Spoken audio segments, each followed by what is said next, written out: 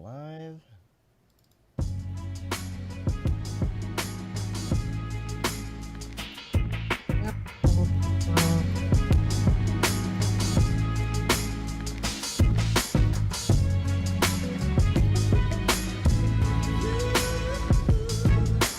It's giving up Captain Heaven uses its like Kool-Aid like drops for the water and stuff. But the problem is they've got so much citric acid. It gives me the worst part of the night. Oh, that sucks. You're gonna make me drink regular water. Is that it? Regular water. I'm on the sparkling.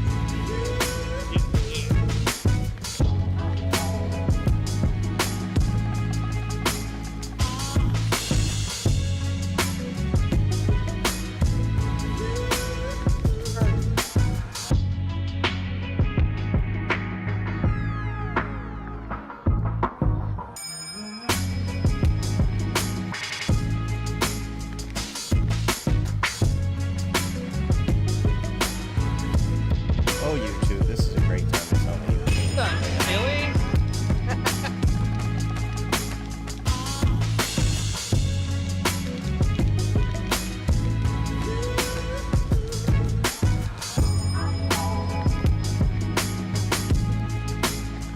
Weird to take a week off. Not last week. No, I'm back in. Feels like I haven't talked to you.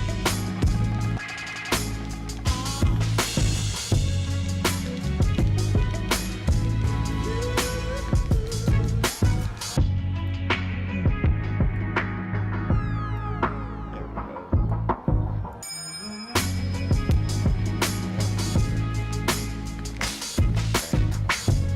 It's working.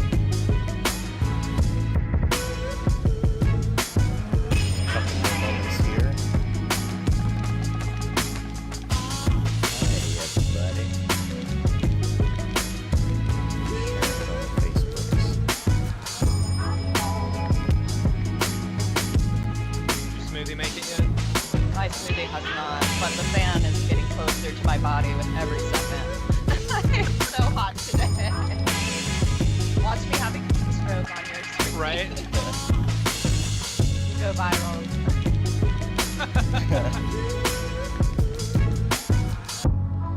Right. It'll be the next little kid marching into the CNN, you know. Just me heat Correspondent. stroking Yeah. really dramatically. I got the vapors.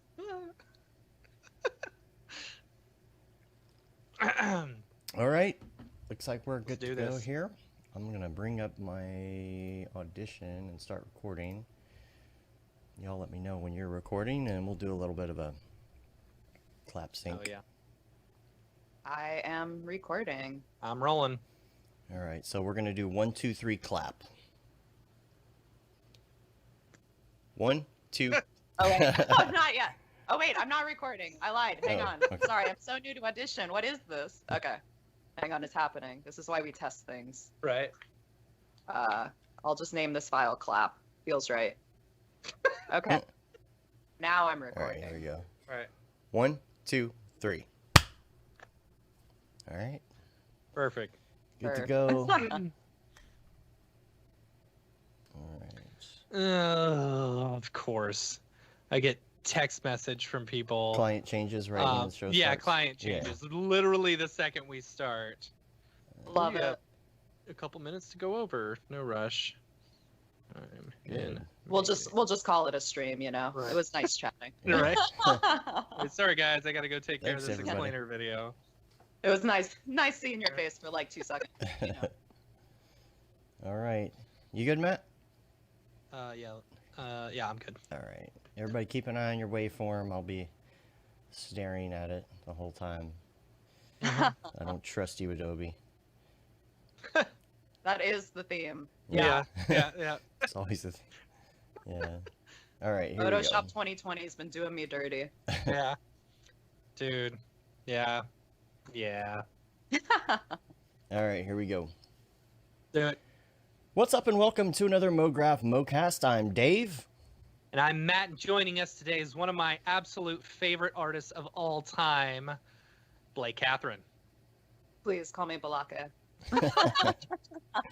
And Mograph No, is a thank you guys supplement for to our having site. me. I'm excited. Mograph is a supplement to our site, mograph.com, which is a motion graphics tutorial site with tutorials, plugins, podcasts, and other Mograph stuff.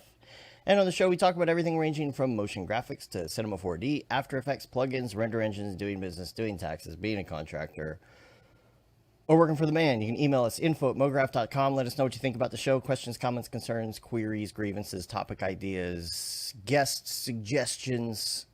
We're on Facebook, Twitter, we're booked up Instagram, till, like, YouTube, October, and right? mograph.com. So hit us up. What's up?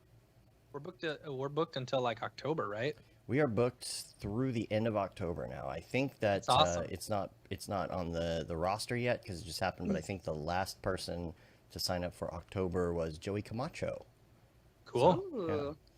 So Fun. that's going to be a lot of fun. And this week we've got a lot of streams coming up. I don't know if you subscribe to the newsletter, you probably saw how many streams are coming up. Not just There are a us, lot. but also Maxon, because Yeah. you've got their streams that they're randomly doing. We're throwing in 2 extra streams in the next 2 weeks. And then you've got IBC, which is, Yeah. Besides being my favorite root beer, is also one of my favorite shows. I'm more of a Barks guy myself because it's got bite. Because it's got bite. Yeah. Yeah. There are 4 days of shows that Maxon will be doing for IBC. I'm not sure exactly what the times are going to be yet. I know that it did shift early because all of IBC has shifted a bit early. I don't know if it's going to be in the middle of the night because of, overseas and such. But stay tuned for that.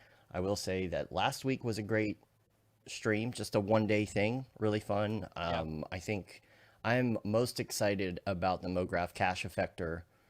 Like, that's really cool. That's a great Man, addition. I'm totally lame. I haven't watched any of these. I've been so dang busy between work and like last week. Last week was the worst. I had my wife started work again because she's a teacher, and she's been back at school, and I have both kids, and I'm trying to work, and I've never had more work to do in my life than last week. It was hard. So Juggling all those projects and babies. juggling all them babies. Juggling babies. Yeah, Tossing them around. you're gonna have to check out next week's stream because it's gonna be a lot of fun. So I think we're rehearsing this week, and next week it's gonna be on Wednesday, the 26th. And Balake, you are going to be on, and Jess Herrera is going to be on, and Julia, Simone, and then Shams is going to be on as well. It's going to be awesome. I know them. I know I all know of them. Females, we exist. It's crazy. So make sure you check that out. Are you all set? You got your presentation ready? You just good to go, or you got still Me, work on it? that's like my whole day tomorrow because unfortunately I have also been super busy. And when I was like, yes, I'll do this, then it was like all the projects came, and I was like, Yeah. now I got to do this. That's how it goes. Yeah. But no, I'm really excited. I'll be doing a thing on how to use Redshift and Cinema 4D to make 360 dream spaces. So it's Nice. something very near and dear to my heart. I'm Very excited exciting. to share the wisdom. 360, huh? So is this like a VR Yeah. thing, or just 360 like on the computer? So you phone? can. I usually do it on YouTube. There's also like Kula, which is kind of more for architecture stuff. Like you don't really see a lot of art on Kula, but you can do like YouTube VR or even port it if you know how to through like a different Steam engine of sorts. But I have like a really old HTC Vive, like I think it's the first gen, and YouTube VR is so broken on it. Like it doesn't exist. Oh my God, yeah. Because I was actually trying to do like a 360 that had like that faked like 3D feeling to it, like where you kind of have like the left-right eyes like slightly out of sync. Right. And I tried on YouTube VR and just had like a migraine for hours. It was so bad. Yeah. So I kind of think I might up my VR situation here. I don't know if I'll get an Oculus or what, but just something newer so that I can actually like level up how I can experience them. Yeah. Dave's convincing me to get the Rift S. I think I'm gonna go that route. Nice. I told my wife for Christmas I want that and a drum set. A drum set? You are in a 3D trying to printer. make noise. Yeah, I know. Electronic drum set. So, you know. There you go. Yeah. That way Gibbs isn't going to sit down at it anytime you start to Right. work and start jamming. Right. If he's gonna jam, let him jam by himself with some headphones Right. That Yeah. works. Exactly. That works. Yeah. Get him in the marching band, you know, start early. on. Right? Yeah. Yeah, sure. Yeah. Or, you know, an actual band instead of marching band. You think Wow, the cool. shade of it He could be all. cool. yeah. Hey, marching bands, you know, TikTok's kind of making them cool. There's like dances and stuff. You can do Yeah, things. I guess. You can have like a viral moment and then just get bullied the rest of the time. Yeah. Right. Oh man, that hits too close to home. I played saxophone briefly in like middle school and then was like, I can't be a band geek. And I like Yeah. quit immediately. And it was only because I was like, oh, I like the instrument. And I was like, I just can't take it. I can't Oh, take the social heat. I was I played trumpet, you know, did it in 6th and 7th grade, but then I dropped band for choir because I enjoyed Ooh. choir more than I did You leveled band. up. Yeah, I did. Oh man. I love it. Yeah, at least you played the cool instrument. I wanted to play Yeah, saxophone, yeah. but they were like, "Oh, you've got the perfect mouth for French horn." Yeah, it's just because you need French horn players. You ain't gotta That's lie. funny. Whatever. So I will say, I don't know if it's the same with the horn instruments, but saxophone, it's like the amount of chapstick you go through is insane. Like, Right. oh, That's funny. single-handedly funded those companies. The cold mouthpiece on a cold night when Oh, yeah. you're in Yeah, band. Ooh, yeah. Yeah.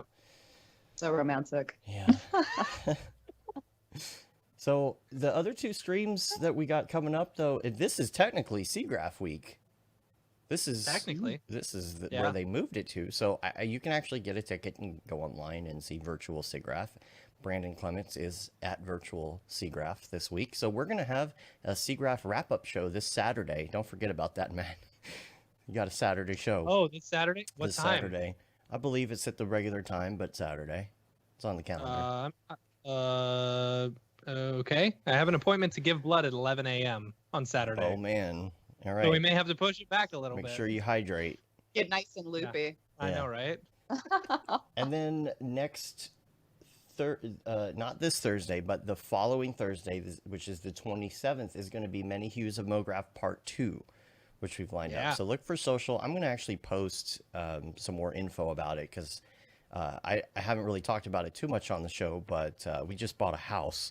So I've been Yeah. so behind on all the social Dave, posts. not me and Dave. No, no.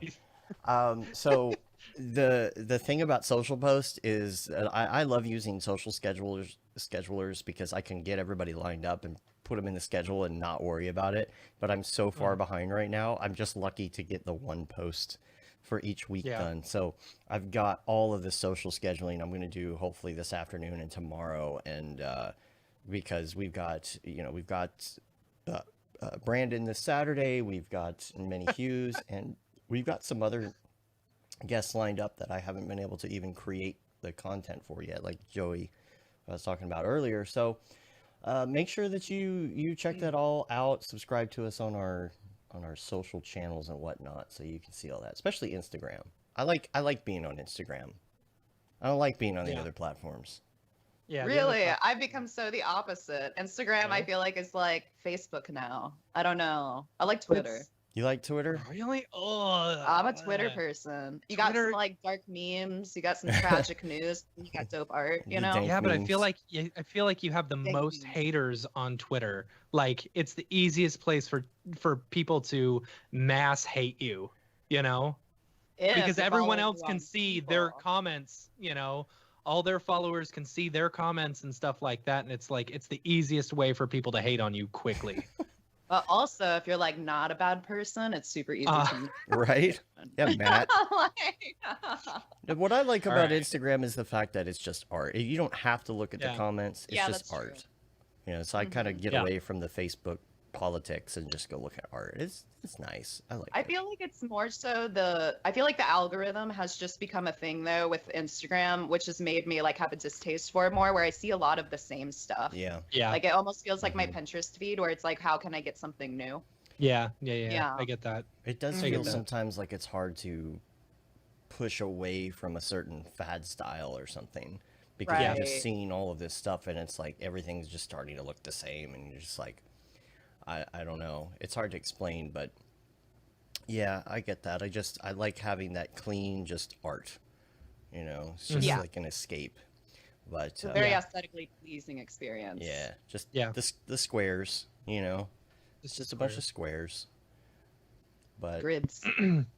I like Billy's comment in the What's that? chat. He said, just let Brandon chat about SIGGRAPH for 2 straight hours and let Matt phase out into another dimension. Just do Yeah. a still image of me. We'll do like a speed type thing where it's just a loop of me going like this, there you go. like that. And then you just play that over and over again while I'm, passed out. You can Or just like wear a GoPro and just like Yeah. let us experience donating blood with you. I think Right? that would Like be awesome. we all You can hallucinate see me pass together. out. I pass out almost every time. Oh, Do me you too. really? Yeah. Yeah. It Wow. was weird, like, and it's once they clamp off the blood because they don't need it anymore, it's like something weird happens and I'm like, all right, feeling a little dizzy, and like she immediately put me back, laid me back, and then threw a cold compress on me. I was like, do I really need this cold compress? I took it off and it was like steaming hot. It's like, wow, that's crazy. I Yeah. always get like little Huh. juice boxes. I think it's Yeah. because I'm too tiny to donate blood. Yeah. So Yeah. Juice box and some crackers. They give Yeah. you some crackers Yeah. to eat too, so you don't I don't know, it's salt maybe. I think the salt Yeah. helps.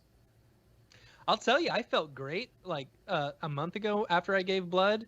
It's like bloodletting or something. It's just you feel fantastic, for like a week afterwards. There could be some like truth to that they- actually. Like They probably just took a bunch of my cholesterol away, and I was like, all right. I have a Oh. minor Yeah. blood thing to where my blood is almost like the volume's too high or too thick or something like that sometimes. Mhm. It's borderline hemochromatosis or something like that.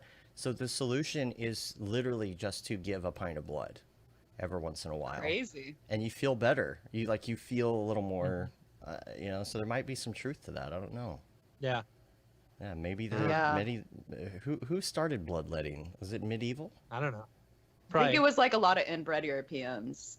I think like royal fams. Oh, now you're offending the inbred Europeans. I mean, it's not their fault they're inbred, but if they choose to continue it, it's kind of their fault. So Maybe they were Oh, onto that's something though. I don't know. Yeah. Now, before we get to our main topics, I did want to hit up some Ravcock. What's your flavor? What's your flavor? And now it's a little bit more of like, it's not just render engines. I tend to put hardware stuff in the render engines Yeah. segment now. Yeah. It just seems like it's I relevant. can see that. Yeah, that's a good idea. So the two links that I had here are both actually from you. And number one was, we were talking about this before the show, is this console killer PC case Yeah. that you're ordering. So I want. So Dave's been, exercising and stuff like that, and he's lost a lot of weight, and he looks fantastic. thank and me, you, during thank all you. of quarantine, I have just gained like 20 pounds. So, I'm like, Dave, what are you doing? He's like, oh, I've been running and playing Beat Saber. I'm like, okay, well, I won't run, but I'll play Beat Saber, right? And so, Beat Saber is a good workout. It is. right. It It is. is. So, yeah. But the thing is, I also want my kid to be able to play, VR whenever he wants. And I don't want to lug one of my computers. I don't want to hook it up in my office, and I don't want to lug one of my computers into my media room. So I decided to build this little, like, it's basically the size of a console. And it's super cool. It uses I think it's called a Raven case. And so it's got just enough room for like a mini motherboard with one PCI slot for a 2070 Super. And everything's all jam packed in there, and I'm super excited about it. So I get the case today, and I'm gonna put it all together so I can hook up the Oculus Rift in the media room and just be, have it be its own computer, Nice. Yeah. and finally lose some weight. Yeah. I'll go with that. Inside. Right inside. Centralized AC. Beat Saber. You yeah. got it. You got to have a fan and some AC for that. The thing is, like, it's the inside of the helmet that gets you. It gets, and if you take it off just once, it like fogs up, and that's the worst. Yeah. Yeah. But Yeah. I need to put my contacts in whenever I play VR, because it Yeah. makes it just so much easier than having my glasses on, you know. But I hear they've got prescription lenses as well for I think it's Really? the Rip S. Yeah, Interesting. yeah. Huh. So I don't know. That would be fun. That'd be fun to do. See, the thing about Beat Saber, number one, is that you can get there's that little exe that you can run that will get you like the hack to get like any song you want, which is super cool. But Uh-huh. you like to use it for exercise. What's great is you can start like modifying and start like dance around while you do it too. Move your feet, even though you're not Yeah. supposed to move your feet. I'm to the point, and I was talking to Arya about this the other day, to where like I'm not even trying to beat scores anymore. I'm just trying to be creative and have Uh-huh. as much motion as possible. It's Yeah. it's for the calorie burning rather than anything. Breaking news. Boop, boop, boop, boop, boop, boop, boop, boop, boop. Boop, boop, boop, boop. What? Apparently, when we originally scheduled this like a month and a half ago, we thought that Seagraph started this week. Oh, Apparently, it it's doesn't. the 24th. And here's the Oh, problem: awesome. is the Saturday following is going to be just insanely difficult. That's when I'm going to be setting up my office. I'm going to have to work on this. I might be setting up my office this weekend. I don't know, in the new house. We'll see. Yeah, I do don't know. that. So Do that. if you Live were your looking life. forward to that show this weekend, show this just hold Saturday. that thought. I'm very excited about this being canceled, by the way. Yeah, it's being postponed. Just stay tuned. I'll take care of that by end of day. Yeah, Brandon just sent me a text. He's like, "Oh, it looks like Seagraph is the 24th, not the 17th." Funny. Whoops. Whoops. So, Not there virtually now. He showed up and no one was there. yeah. So, yeah, I'm building a new studio in this new place as well. So I'm trying to figure out like the best time to do the migration, because once I'm over there, I've got to sleep there because I'm working there, Right. basically. So, Right. I've been designing it in Cinema 4D, all of that. Yeah. It is Yeah. painted now. Years. So, Yeah. I Similar in a similar way. I'm redoing my laundry room, you know, and I know very, I very know. similar. And so What drove well, that? it's because he was designing all of his stuff in cinema, and so I'm building like this shelving unit or something, and I needed to know exactly how much wood I need and what I wanted it to look like. So I built it all in Cinema 4D and then took it all apart and laid them, wood to wood, so that I knew exactly how much wood I needed and was able to order that directly at Home Depot. It was cool. That's pretty sweet. Yeah. Yeah, I've got Very a nice. photo somewhere. At least one of the photos. I'll try and bring it up here. So I've been having a problem with just literally the photo viewer in Windows just being dumb. So I'll see if I can bring You know it what? up. I've had that too. Isn't that weird? Where you try and open something and it just stays, just like it sits doesn't there. actually Wow. open. Yeah, it's stupid. You've almost gotta- Windows enjoys yeah. struggling when it can. Right. It's like the Mhm. simplest task. It's like open this Uh-huh. JPEG. No. No. No. Yeah, it's like I'm a giant, powerful computer, but don't ask me to do 1, 2, 3. No. Right. I'm looking at it right. right now. It's using 0 CPU. What in the world? All right, I'll try one more time. If it doesn't work, I'll have to bring it up later. Oh, It's it just worked. too spicy. There you go. Too spicy. Why is it spicy? All right, that's better. I don't have the final one that I had the other day with the computers in it, but this will do for now. Let me bring this screen up here. You can see. So I'm actually like painting it and everything, doing the Mograph. If I can scroll here, doing the Ooh. Mograph logo like on the wall. It's actually painted gray already now. That part's finished, and so this week I got to go in Did and they do use this a tape. matte, or did they use a It's a matte gray. The Okay, the cool. problem is the wall has this texture on it. I don't know if you can see it through here. But Yeah. So that there's special painter's tape just for that kind of textured wall. You can see I've got my gaming headset mounted on the wall. All this I modeled all the furniture and shelving that I bought. So Uh-huh. everything is planned out like to a T. And I got my Beeple, my Beeple thing on the wall. Oh yeah. Then Nice. I've got Good vibes. designing my studio. I'm real excited because some of these arms Wow, that's a came from render. B&H. That's good, dude. Yeah. overachieving this redesign. Right? Well, the thing is, honestly, it's for me, it's figuring out where things are going to go because these are all Yeah. perfectly mathematically correct, every bit of it. And so, like, even with the speakers, it's like, well, I don't have studio speakers right now because I don't have room. And I started placing them, and I realized, wait, I have a desk that, is a standing desk and it moves. If I put these speakers here, the desk is going to hit the speakers. It's stuff like that I'm able to think about ahead of time and order the parts I need. It is quite the overkill, but at the same time, I think I might have had a photo. Let me look and see if I can find where I was at the other day, because I went in and modeled like even here it is. I think I found it. I went in and modeled the I was gonna say you sent the it on computers. text. I could just. Well, if Photos was not opening it again. What is the Again, deal? the spy is too strong. Seriously, my goodness. All right, take Here you two. go, Dave. Well, which one did I send you? This one? I don't know if I sent you this one yet. I don't know. It It's got has the two the- computers in Has the it. two computers? Oh, look, it opened Yeah. that time. Sweet. All right. Yeah, so I did the render computer and Meeseeks and Yeah, everything yeah, in that was here. it. The 3D printer. But this has been great because I've been able to figure out, okay, well, where's a good place for the TV, for the mount, and all of that. I got the studio lights on and all that. I don't know. It's fun. Again, it's overkill. but Excited to see the in real life build. Yeah, I know. See how You should do accurate. like, side by side comparison. Right? Exactly. Before and after. Yeah. Yeah, have you done a 360 render of it and then thrown it in your Oculus Rift? Oh, man, I should do that Like too, just do a shouldn't still Full and yeah, dude. And then you take it off and you're in the room and Yeah. it's like, whoa. I? Whoa. It's so realistic. It's like I can feel the stuff in the room. Right?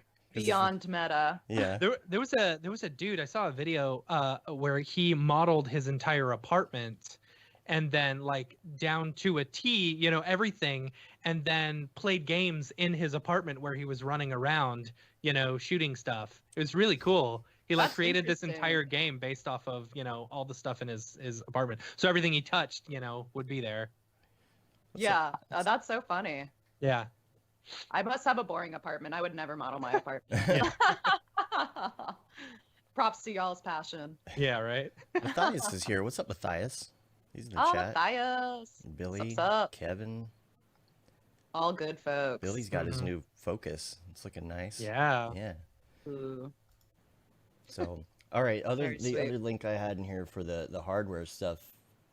I guess this isn't really hardware stuff, but it's kind of related to render engines because, as you know, Chad Ashley, Yes. the render guy, he Yeah. has been talking a lot about ACEs. It's the If buzzword. you haven't heard about ACEs, you've been sitting under a rock or something like that. But Talking about Vegas, right? eight- Is that yeah, a yeah, hotel yeah. and casino in two Vegas? ACEs. Yeah. Okay. Yeah, right. So I haven't really thought much of ACEs. I'm just like, oh, okay. I understand people are talking about it. I'll get to it eventually. But I found this YouTube link. So back up a little bit. We got in this project this past week where we had to work with some log footage. They're under a big rush to, get the project done and out. It's due on the 20th in 3 days. And there was a bunch of VFX work. And so they were going to send it to us before they even did color. So I don't love, doing VFX on something where I'm just throwing a LUT on and then, whatever, and then taking the LUT off. But what's cool is this link that I sent Dave that'll be in the show notes. It's kind of talks about OpenColor IO in After Effects and how to use it in After Effects and being able to take LUT footage, like C-Log footage, and convert it to ACEs, then work in ACEs completely, and then convert it back to C-Log footage, so that it's almost like as if they were shooting it in C-Log the entire time. It's very cool, super cool. And it's been a fantastic workflow, and I'm surprised how easy it's been, So yeah, I don't know. Check out that link if you're interested in working in ACEs in After Effects. It's a really good link. And Yeah, that sounds interesting. I'm gonna have to check that out. Yeah, it's super cool. And it's neat. being able to, it's so cool because just like basically what you're doing is you're throwing the OpenColor IO plugin onto your original C-Log footage and then saying, okay, it is, once it's from like an ARRI Alexa, C-Log, you select that and then you want to go out to Aces, and so then it shows up and, you're working in 32-bit color management stuff in linear. And then you throw an adjustment layer over the top to where when you turn it on and off, then it's going from Aces over to Aces CG over to back to C-Log and stuff. Yeah, I know super, some of those super words. easy. Nice. Yeah. All these acronyms. Yeah. But it's like once you want, I mean, just reading about Aces, it's very cool. Like for those who don't know anything about it, basically think about like you've got your different color spaces, you've got sRGB, you've got Rec 709. All these give you a different color gamut, which is the amount of color that you can see within this color space. And Aces, the amount that you can see, incomparable to the visible eye or versus some of these other ones, it's just so much more. That's why you get such vibrant colors working in Aces. So anyway, very Good cool. sales pitch. Thanks. Yeah. Yeah. That's the one 10 that's out of been 10. keeping me up for like weeks. That sales pitch right there. There you go. You Yeah. aced it. No, no. Yeah, where's your tutorial? Yeah. Right? No, that's what I want to do. Yeah, you Wanna aced do. it. No pun intended. Yeah. Right. Yeah. There So it is. also pro tip. Bum. Pro tip. Pro tip. Yeah. Yeah. Outsource your roto. Oh my gosh. The real secret. Yeah. Oh, Dude, man. if you can outsource your roto. Because that, like, what was awesome. So I outsourced our roto for this project. And, it was I sent it specifically to someone who does roto, not me. Like who all roto. Can do roto, but we got it back and it was beautiful. And like, and it's so great being able to just do the work and just know the roto's coming and be able to get everything else done. And then it's like, all right, cool, good. I'm ready to go. Just put it in Yeah. there. Yeah. I feel like with every passing project, I'm always just like, how can I optimize this by getting more talented, specialized people on it? Yeah. Like Yeah, how? right? Always. Yeah, that's the thing. It's like that there's almost even if you're okay at roto, there's almost like an anxiety that comes Yeah. when you know you're going to have to roto. I don't Yeah, know, it's a for me chore. it Yeah. is. Yeah. Yeah. The biggest piece of advice I ever got was from Teddy Gage on roto. He just said this in passing, and I held on to it. It is the most useful piece of knowledge you can ever do. It's keyframe pose to pose. So as someone's moving or something like that, you want to do basically your main keyframes from Mhm. pose to pose and then work in between there. Like that's the best advice for roto anyone could ever give, because normally what I would do is I'd go, okay, that frame's good. Let's go together. Let's go forward 5 Right. frames. Right. All right, that one's good. Let's go forward 5 frames, and it's monotonous and it takes a long time. But when you're going Mhm. from pose to pose, you can get some of those in between ones a whole lot better. Much Mhm. more fluid. Much more fluid. Yeah. Yeah. Anyway. Good pro tip. So let's Thanks. talk about you now. Let's talk about your background and No, rotos today. That's All it. of it. That's all we get. welcome to Roto Today. That would make a Rotos. great podcast. It's Roto every episode. Makes me sweat just thinking about it. Right. On this episode of Roto Anonymous, we talk about keyframing intervals in 5 frames instead of 4 frames. And how you Yeah. will pull your hair out within 30 minutes. Compelling. So Keeping yourself sane while Yeah. roto all day. just listen to podcasts. If you listen to podcasts about Roto while you Roto. Yo, dog. Oh God. I heard you like Mad. Roto. I feel like this is going to be like a phrase that's just stuck in my head all day now. You've cursed me. Yo, dog. I heard you like roto. And put Roto in your Roto. Roto. So you can We made Roto a while you Roto. podcast about roto, so you can roto while you roto. Anyway, let's talk about your upbringing in the field and in art and everything else. I want to Yeah. know about your background because I'm Yeah. interested in where your style comes from specifically. you have a very distinct style, and it like, so okay, so there are a lot of artists who kind of create this, I don't know, it's like I don't want to call it like a vaporware aesthetic or like a shiny People love metallic. using that word. I know, but like that's not it, you know. No. It's Yeah, like real vaporwave people roll in their grave when they're like, Right, this isn't right. vaporwave, like this isn't about capitalism and blah blah Right. blah. when I think out of all the artists who have this style, you do it the best. Aw, that's super high praise. Thank you. Yeah, no, I mean, I'm definitely like addicted to color. Like, if there was a rehabilitation center, like I could be their first customer, you know. But yeah, like I feel, I don't know, like I graduated from University of Florida in graphic design in 2013, and I had only started learning how to illustrate in 2D that like graduating year. Like before that I was like, I'm gonna be a logo person, I'm gonna work at like Pentagram or some ad agency that abuses me and like make baller like $1 million Verizon redesigns and stuff. And I really quickly found out that I didn't care about that. Like within like a year and a half of working in New York, I was just like, branding is not my passion. Like, you know, you like kind of become addicted to whatever your palette is. Or like I worked at Macy's and I was like, all I see is red. Like all I ever see is red. And so I started kind of just having fun by like going on Behance, and I was like, how can I like not just work in these like really minimal palettes and this really minimal style? Like, how can I basically break what I thought I was studying and going to like pursue for so long? Because it's kind of like a very early career crisis to be 2 years out of school and be like, I like what I do, but I don't like any of the actual parts of what I'm doing. So like, what's the broken link or connection here?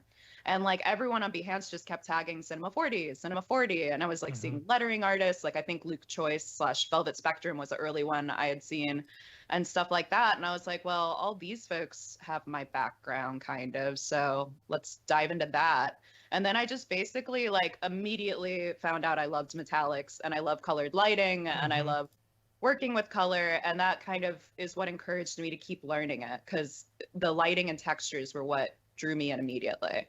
Like I'm not a big, you know, I'm not someone who's like gets really like buzzed off like a cool Houdini sim or something like that. Like I have an image in my head or I have animation in my head, and it's like, how do I go from point A, which is the concept, to the final product? Like what are those steps that get me there? And yeah, it accidentally became really consistent. So that's cool. It's nice that it is that. Like I try to challenge myself with like giving myself different color palettes every couple pieces, so I don't like do too much pink. But how like your use of color is absolutely gorgeous. Like there it's just so good, you know. I don't like, I feel like I how far ahead of when you're making one of these renders, do you plan ahead and you're like, I want this? Like, do you work within a specific color palette, or do you just know?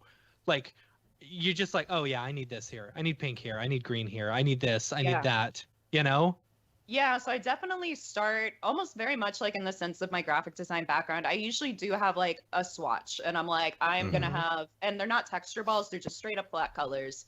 And I'm like, I love the way this like blue and I don't know, blue and green look together, and it gives me this kind of mood and what kind of piece can come out of this. Like a lot of times, even sometimes like a palette will precede a concept, and I'm just like, I really want to do something in this color. Like what can I make that evokes the emotion it's giving me?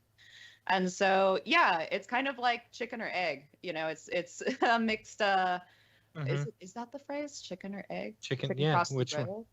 Man, no, the chicken or the egg, which one came the first, chicken or right? the egg. Yeah. But yeah, so it's like, it's just like one of those things where it's definitely looking at color early. And even though I add it late in my process, because I like to work in clay and I find it really easy to get better form that way. It's like just making sure I know that like this is my hero shade, or this is the lighting, and I think these colors will look really good with this lighting.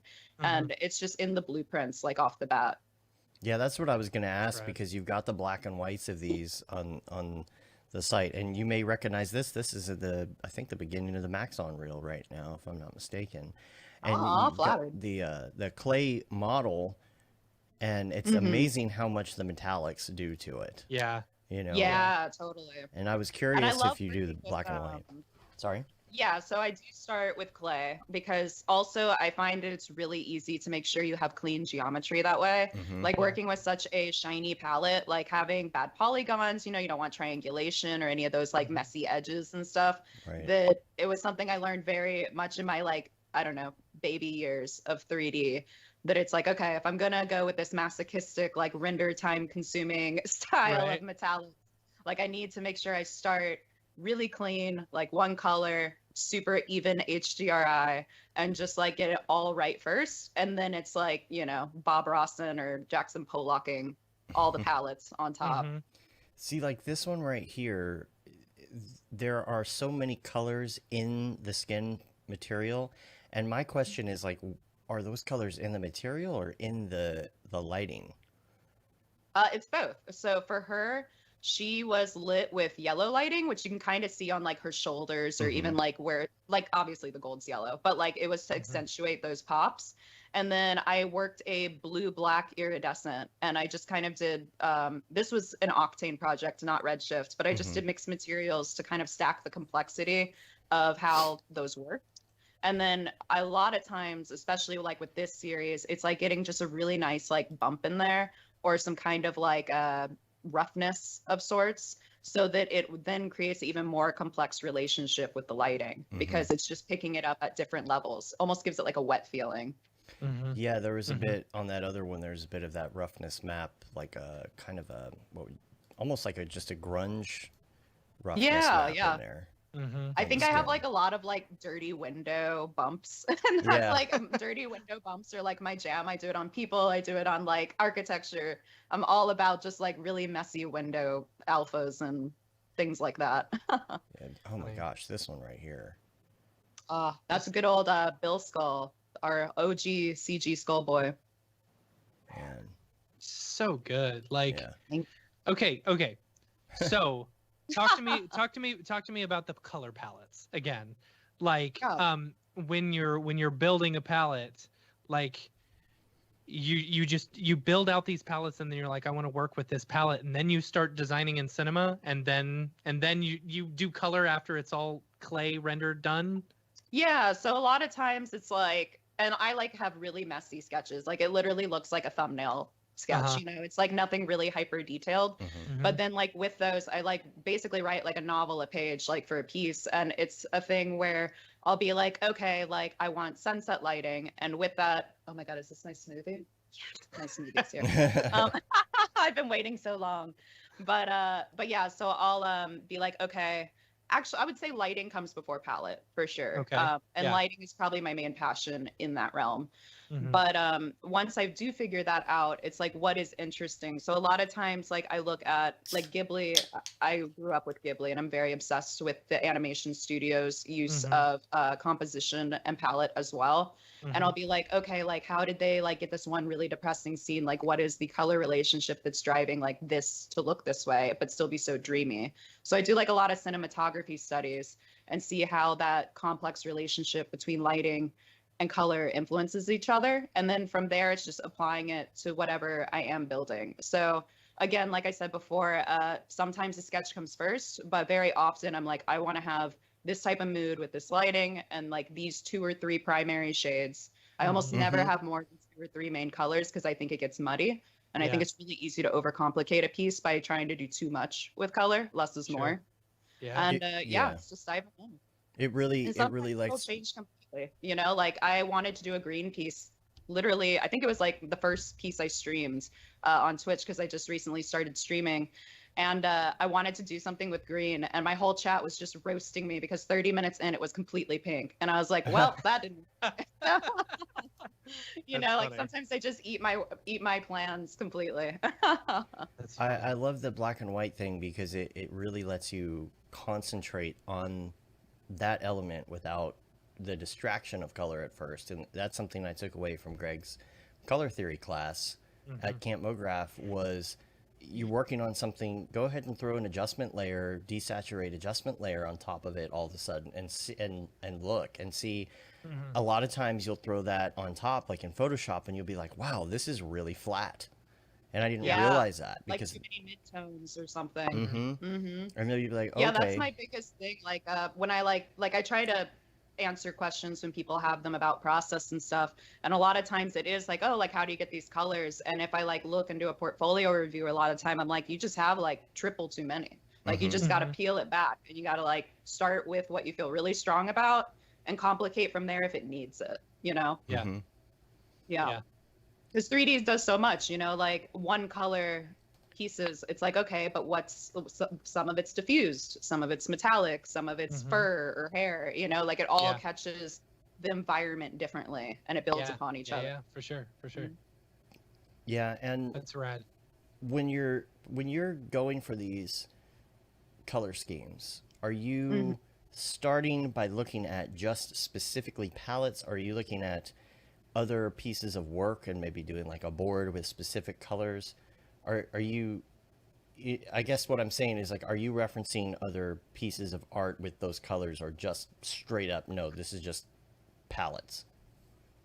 So it's a mix. Oh, my keyboard's not working. I was gonna put, oh, there we go. Am I allowed to write in the YouTube chat? Because there is one resource that I really like that has been really helpful for me. I don't use it regularly, but I do find if I'm stuck that this is kind of like my quick and dirty way to find inspiration. Which is just this guy, he has like hundreds, I think it's hundreds of like just cool 2-color relationships. So sometimes I'll do this to like kind of remix what I'm feeling. But like, especially now, because I've been doing this since March 2015. So I'm like 5 years deep. And I just, with that, you know, with doing anything over the course of time, you do build your own habits in or your own preferences. So like a lot of times it's just like, you know, I just love this material library I built and I kind of flex it. And I just see how I can evolve it and how I can remix it over time and when it feels right.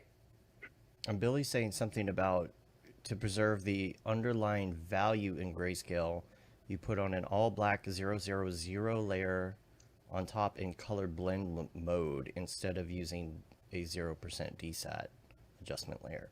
What's the 000? Maybe he can explain that. I guess there's a Twitter RGB. Is that what it is? RGB, I'm assuming. Yeah, I assume so. Or that really cursed one, like HSV. Is that it? I never understand why that version of Hue color saturation value. Yeah, I get that. Oh my god, that's what it is. Yeah, I never used that. I'm a RGB bang. I was an RGB. I was RGB too, and then I started using hue saturation value, and it's like, oh, I like this more. Do you? Yeah. Oh, okay. Yeah. Maybe I'll try it. Maybe I'll be politer to it. I don't know. Oh, he's saying just pure black. Okay. Yeah, I'll have to try that. I'll have to try that next time I'm in Photoshop. Huh. Yeah. And it is nice too, like a lot of times, like I think Dave, you had said earlier about like the whole point of like just seeing how a piece is working or not by seeing it in grayscale. Like I'll bring a piece in with like I prefer to actually have too many midtones a lot of times when I render, because I prefer the control of not having dark darks and like blown out whites, which is very risky when you're working with such a shiny palette. Right. And then I just use Photoshop or After Effects to actually get it how I like it. But it did take me, obviously, like you have to train your eye to make sure that's going to work, because it can also backfire if you're not like, don't totally have your vision aligned. Right. For sure. But yeah, so for me, a lot of my renders do look very mid-tony, and it's intentional because it saves me in post to get those colors elevated even more to where they need to be. How much post do you do? It's a mix. Yeah. So like right now, like with the mobile game I'm working on where we're doing all 360s, it's me and another artist. So we try to get almost all of it perfect in render, because we're like exchanging files sometimes. We don't want to have to necessarily onboard each other to like complicated Photoshop or After Effects. Right. Like you have to, and we have like someone who also helps on a more like kind of assistant level. And it's like they literally learn 3D to like be a part of this team. So they're like super new. And it's like a thing where we want to be very user friendly for like all the different hands. So I am capable of not doing posts. Like I can definitely do it. But for me, it's really cathartic. And what I like about it is it forces you to have this built-in break between a piece being rendered and actually being final. Like I think you're granted this like extra dose of just like being able to step away, come back and see it from a whole new perspective. And so for me, it's kind of more of just like a practice that I prefer, because I think it just strengthens a piece every time to be able to have that time. Because if it's personal, I think there's a big common issue with artists where it's like, when is a personal piece finished? Like, when do you know? And like, for me, I think I struggle finding out when it's finished when I'm not able to build in little like break steps like that. Right. I think That's cool. all aspects of art kind of can have that, like even into audio. There's the course on Masterclass. It's what's his name, Armin van Buren. Oh yeah. Like a, what do you call it? Just like a, I don't know what. It's not like. Is he? It's not techno. It's like. Yeah. I guess it's EDM or he's whatever. good at what he does. Yeah, he's good. Yeah, so he does EDM music. It's kind of like, I don't know how to describe it. It feels like a little older style than like Deadmau5 or Zed. Or house. Yeah, something like that. But he goes into a lot in his class about stepping away from it and coming back, especially when you get to the mastering phase, which is kind of the same concept. It's like you're right now building it, and then you step away and come back to it and look at it again in the mastering phase. And it kind of something about taking that break and coming back and viewing it the next day. Just like in music, you would come back and you listen to your mix again the next day and be like, oh wow, it sounds different today. Yeah, you can totally get like a visual or ear blindness, like you just become like immune to seeing something that's like just so clearly in front of you. Like when someone's like, oh, go get the ketchup out of the fridge, and you're staring at the ketchup and it's not there. And it's like, exactly. And the only gift to that really is distracting yourself or taking time. And I was actually talking with Jason the other day, my good bud. He's based in Australia. He's a cool 3D artist, very into like the erotic vibes, very fun style. But we were chatting, and it was a thing where it's like, man, like I'm kind of jealous of daily artists, because like it's not that I can't do it, but I just think it would look really bad if I did it, like it's like a thing where it's like I need that time, it's just my process. Yeah, I'm like jealous that people can crank it out, but I feel like I would be disappointed in my work if I tried to put that pressure on myself. I can see that. I can agree with that too. I feel the same way. It's one reason, like, I only post stuff that it may only take a day to do a render, but like doing one every day, I feel like I couldn't, I only like showing off my best work. I don't know. Exactly. Yeah. Me too. And I feel like that's why I never post and maybe anything. It's even just like being to a certain like stage, when you get to a certain point and you're just like, I don't know. I hate using the term legacy because it sounds really bougie, but like you just sit there and you're like, I don't want to put up something that I don't feel 100% like stoked about. Right. Yeah. And like for me, especially nowadays, like I no longer get like the dopamine of social media or any of that. Like when I post work, it's like I'm posting work because I want to share it, but I'm not posting it for the likes or the follows. Yeah. And I would say almost every single one of my personal favorite pieces has the worst engagement. And it's really funny because I'm like, I'm glad I'm doing it for me, or my ego would be destroyed right now. Right. Like, right. oh. Yeah. Yeah. That's funny. It's funny how that happens. Yeah. Yeah. Yep. The stupidest thing I've ever posted online has the most views. That's how it goes. Oh my God. Yeah. Don't And it drink always milk just and Red makes Bull. you be like, Yeah. what are other people seeing? Like, Yeah. Oh man. Yeah. 13 I think million views on a stupid video about mixing Red Bull in your milk. That's my legacy. That's Dave's legacy. That's my legacy. Did you drink it? No, I No. just showed what happened when you Okay. mix them and got 13 million views somehow. That's It's just insane. an accident. Yeah. And that's it. It was really funny because when I started, and like I've been shadow banned for months, so now I'm like a loser on the platform again. But like when I started TikTok last year, I like was getting 0 likes on everything because I was like, yeah, I'm not a teen, I'm not dancing, like I get it. But I was like, as like a freelance artist, when you see a new platform get Try it traction, out. you have to try it. Yeah. Yeah. Or serve that handle at the very least, get that user. Mm-hmm. And so I like had no followers, and for the mobile game I'm working on, I was trying to get like one of my international buds to do like a blog feature on it. I was like, oh, I'll just like share the TikTok with him because I don't want to put on Twitter or Instagram, like, and I only know how to talk to them on social media. So that way, like, no one will see it except for them.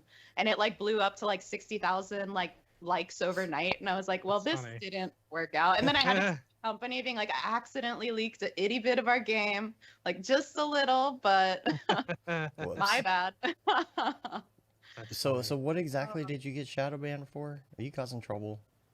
I don't know. I actually think Seven Sirens, my CG babe thing, I think one of them might have gotten flagged for just being too sexy, maybe. Yeah. They're like, because it is a kids thing, so it's like if you Mm. do too much cleavage or this or that, like there is a risk.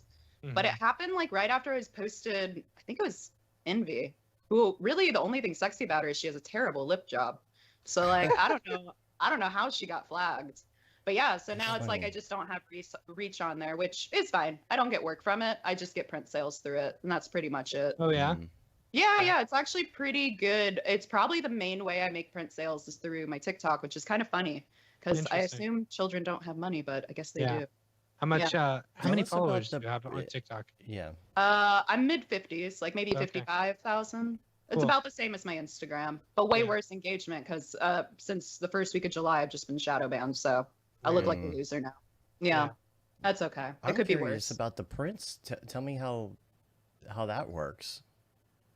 Like, what do you like the You're conversion yeah, from like you're- social media to that? yeah. Well, I mean, you're selling prints. Oh man, this one's so great right here. I like this. Let me bring this one up. So Aw, you're thank selling you. prints. So let's Mhm. say I see this and I want a print of this. Is that Mhm. what you're saying? So you're selling these. Is there a process or a website you go to? Like how are they being drop shipped? What's the Yeah, procedure? so I use Imprint, which is a lot of my good artist buds use it as well. It just has really high fidelity. Like it's not like a Society 6, and you also make like a lot higher of the production cut. Like you make Mhm. actually a good ratio for what you're selling. Mm-hmm. So I do that, and then that means each piece it can be acrylic, which looks awesome. It can be canvas, which looks good, or just its traditional art print. In the past, I've also done. I actually still have them because I got nervous with shipping, and now USPS is a disaster. But Mhm. Yeah. I have glass prints that I got done through a company called Fracture. Cool. They're based in Florida, and so yeah, I just experiment. But yeah, sometimes I sell it independently, and when I do that, it's just an extension of my website, but that's been closed for a bit. And then InPrint is kind of the one, especially like for TikTok and stuff, where I'm like, if you want to buy my work, that's where it is. Mm. And like now I'm only a week or two, I guess no, I'm like 2 or 3 weeks into streaming now.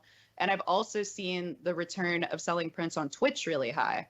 And I was Really? really impressed with that because, you know, I have probably my biggest following is on Instagram, and I make like $0 of prints off Instagram. Mhm. Very Like even if I interesting. do a story call to action, a feed post, whatever, like I can promise Right. you I've always made $0 off Instagram. And Weird. so it's cool to just see these other ones where I'm very much like a small little fry on those platforms. And I'm actually like getting an immediate revenue return, which is really cool. That is cool. I can imagine Yeah. this would look really good on glass or acrylic. Yeah. Just the shininess. You know, you wouldn't want this on canvas. It wouldn't really bring out the shine. Yeah. Yeah, the best ones that look good on canvas are usually like the mostly one color dreamscapes. So Mhm. like I have one canvas somewhere in a closet of like this like green Ghibli-esque like doorway piece. Mhm. And like the canvas made it pop so nicely because especially with all the flowers and stuff, it just adds that extra detail.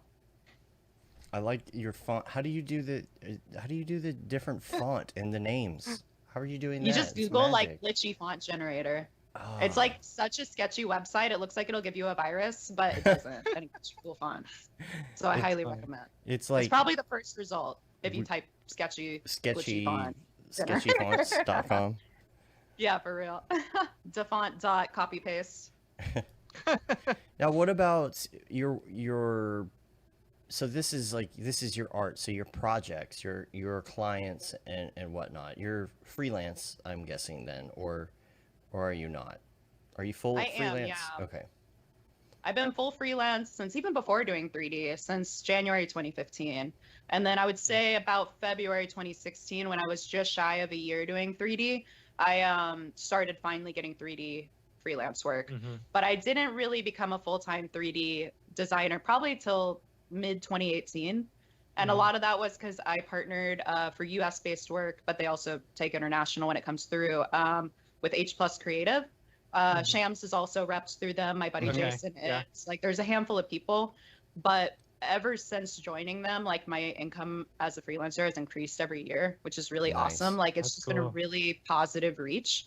And then just recently, especially just because COVID, and I love freelancing, so I want to protect myself and always be a bit on the grind without having to like really overwork myself and hustle to like soul depreciating states. I signed with Nerd Production, who my friend Bill, who does all the cool CG skulls, he introduced me to his agent, which is Nerd Productions. So it's been really nice to be able to have people for around the world now, and then I have H Plus for the American folks. And between the two, it's been really, I feel really fortunate. Like, I'm in a spot where I can say no to work, which is, I'm bad at it. Nice. I do enjoy having the power. This is, you mentioned Bill. Is that, and the skulls, that's Billy, he goes by Billy something on Behance, right? Is this the same person I'm thinking of? I always feel bad because I don't know how to totally pronounce his handle. Name. Billiless? Yes. Billiless? Yeah. I follow him. Everyone knows him because he's like literally the skull guy. Like, you can never compete with his level of skulls. And he models it all too, which is crazy. Like, he's so talented in ZBrush. For some reason, I feel like he may be from Dallas. I don't know why I'm thinking that. I might be wrong. No. But... He's like, I think he's Greek, but he lives in Scotland. Yeah. Oh, I was way off. Yeah, not a country boy.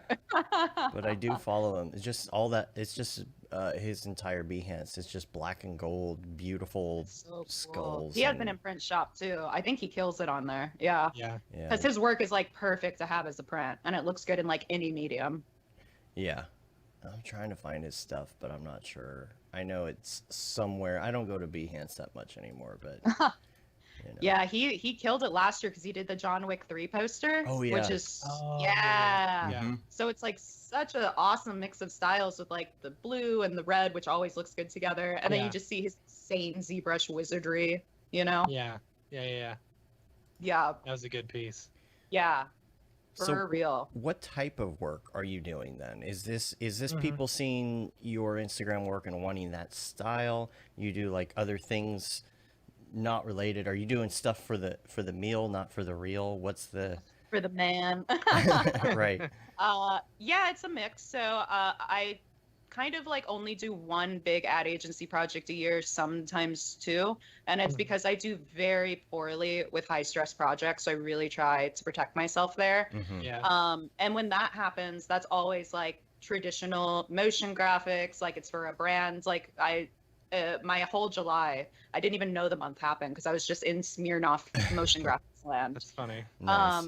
And it's cool because they'll be like, hey, we want it, and they'll pull pieces of my work, and it's like, okay, cool, we've determined lighting already, we've already determined like our palette for the most part, and now we just figure out how to peel it back so it makes sense for the brand.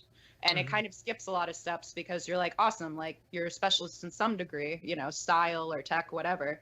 And it allows you to just kind of get a head start at a concept immediately. But then otherwise, I get a decent amount of mostly editorial, sometimes fashion work for my figures, as well as dream spaces. So that's been really cool. And then the big project I've been on this past year is with a indie game studio called Aconite. And that's for Hala Vista, which we're releasing that mobile game, I think, end of next month, which we're really excited about. And if people want to see that, I'm able to give out that website, right? Oh, yeah, totally. Okay, yeah, I'm not accidentally linking things again. Okay. It's enterholovista.com. Enter, E-N-T-E-R, hollow, HOLOVISTA.com. You can scroll down and you can see a cool really excited about it. It's all 360 hidden object game, and we're working in 8K, so it's like on your mobile phone. It's crazy. And we're dropping the new trailer, I think, in like a week. So even more juicy content soon come. Looks beautiful. Thank you. Yeah, it's the longest I've worked with a team, honestly, as a freelancer. Like, it's a whole year this month. Wow. And the artist I collaborated with is Dream Fiverr. I'll just plug him into the chat. but he's super talented too, and he's like just such a humble person. Like it's awesome when you can work with an artist that's like good with feedback and is like collaborative. Yeah. Mm-hmm. I'll put a link to this in the show notes as well. And I think I don't want to like prematurely brag because who knows, but I think we're the first people to make a game like this. So like to do 360s of this degree. Man, looks so good. See those colors. You can see those colors. Yeah. It was really fun. That was one of the ones where it's like when I got connected with them, it was really cool because they were like, "Oh, this is like literally the palette of our game. Please join us." And I was like, "Yes, sure, I would love to join you." You do a lot of like digital nature stuff inside a lot of your renders too. Are you using Forester for that? Yeah, I use a lot of Forester. I also use Qixel Bridge, which is a little newer to my workflow, but it's because like one thing, especially like if anyone else has like joined in my streams and stuff, they've heard me say this a million times, is I think it's really important to not look like you're using, like it's important people don't know where the assets you're using are from. Yeah. Because at that point, it takes away from the artistry. You know, you're like, that's a stock image, or that's a stock asset. Right. And so when after using Forester a while, I saw the limits because I was like, well, I'm using a lot of the same plants. Yeah. And Forester has an amazing amount of customizing and stuff, but like for the style I do, I was like, I'm using the same palm tree. I need new palm trees, you know? Yeah. And so it was like finding things like that. And similar with just flowers, like just being able to diversify how those assets come together because then people are fixated on the piece and not what is this off Turbo Squid or CG Trader kind of mood. Yeah. That's a great take on the Pokeball. You see everyone doing like a render of a Pokeball. That's an excellent take on it. I love it. That was a fun one. That might have been before I was doing, I don't know if that's Octane. That could be standard render or physical render. Not sure. Yeah. See, like, I mean, even your stuff, it's you can't look at your stuff and immediately know what render engine it is, you know? That's good. Like that's something. It's like, and you all keep it so uniform, you know, looking in all of your pieces that like there's not one piece that you could specifically say, oh, I guarantee you that it's that render engine, you know? When I first met you at SIGGRAPH a few years ago, I thought you were entirely Octane, and then you were doing presentation on Redshift, and I was like, oh, I didn't know. Like to stress people out. Right? Yeah, it always cracks me up when there's like render wars and stuff, and I'm like, who cares? Like, why do you care what rendering it is? Like, it all does the same thing if you're using it correctly. Yeah.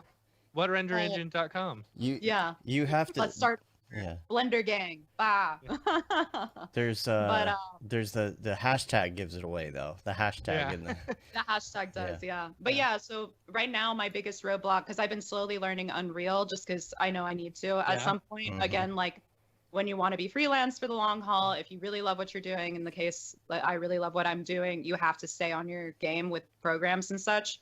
And like right now I'm at the point where I have to translate my whole material library to Unreal, and I'm like, ooh, I'm gonna take a long break from learning this.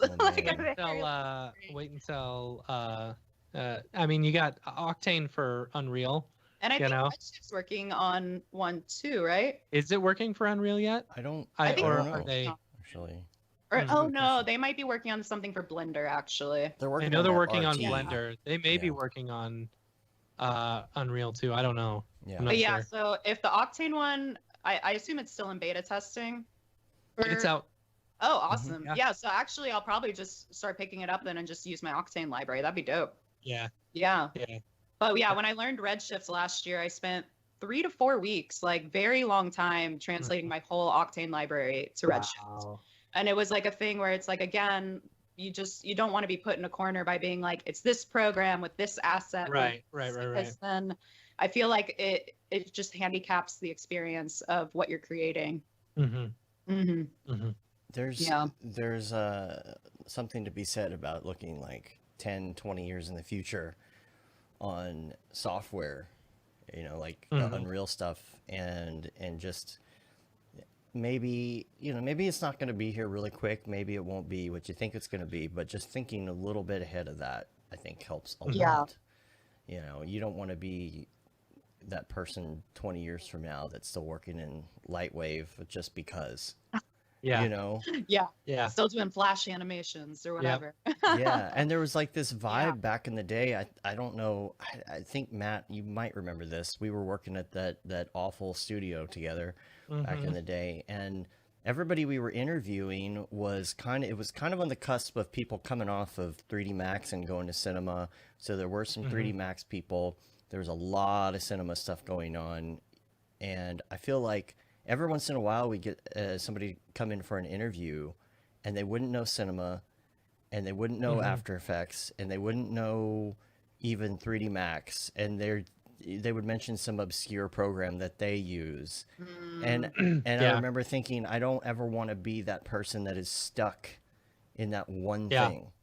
So it's also a scary idea because not all tech is permanent, you know, like platforms die, applications die, websites die, which is again why I like try to like, am I popular on TikTok? No, but am I on it? Yeah, because maybe one day Instagram's not around or something like that. And so it's just, I think spreading your little angel wings across different tech and different platforms in general is just so critical, because otherwise you really could be just shooting your own career longevity in the foot. You just don't know. Yeah, for sure. That's why it's just so important to keep an eye on the Unreal stuff right now in our industry and where it's going, because you just don't know.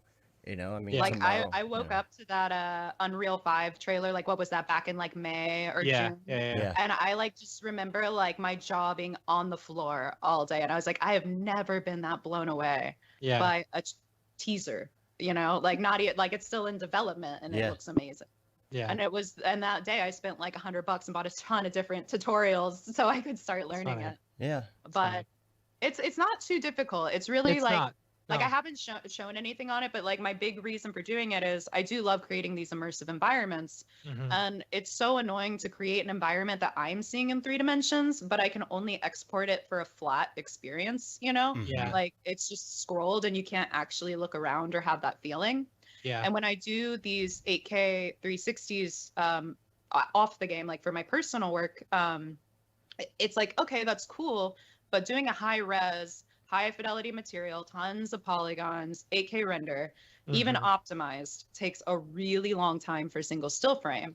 So it's like, if I learn Unreal, maybe I can add animation to that experience because the render times will be just drastically lower. And it's just finding ways to just always be like, this is my passion and these are the steps I need to be able to do it better. I'm on that point. That's why I'm looking forward very much to Brigade. You know, Octane Brigade.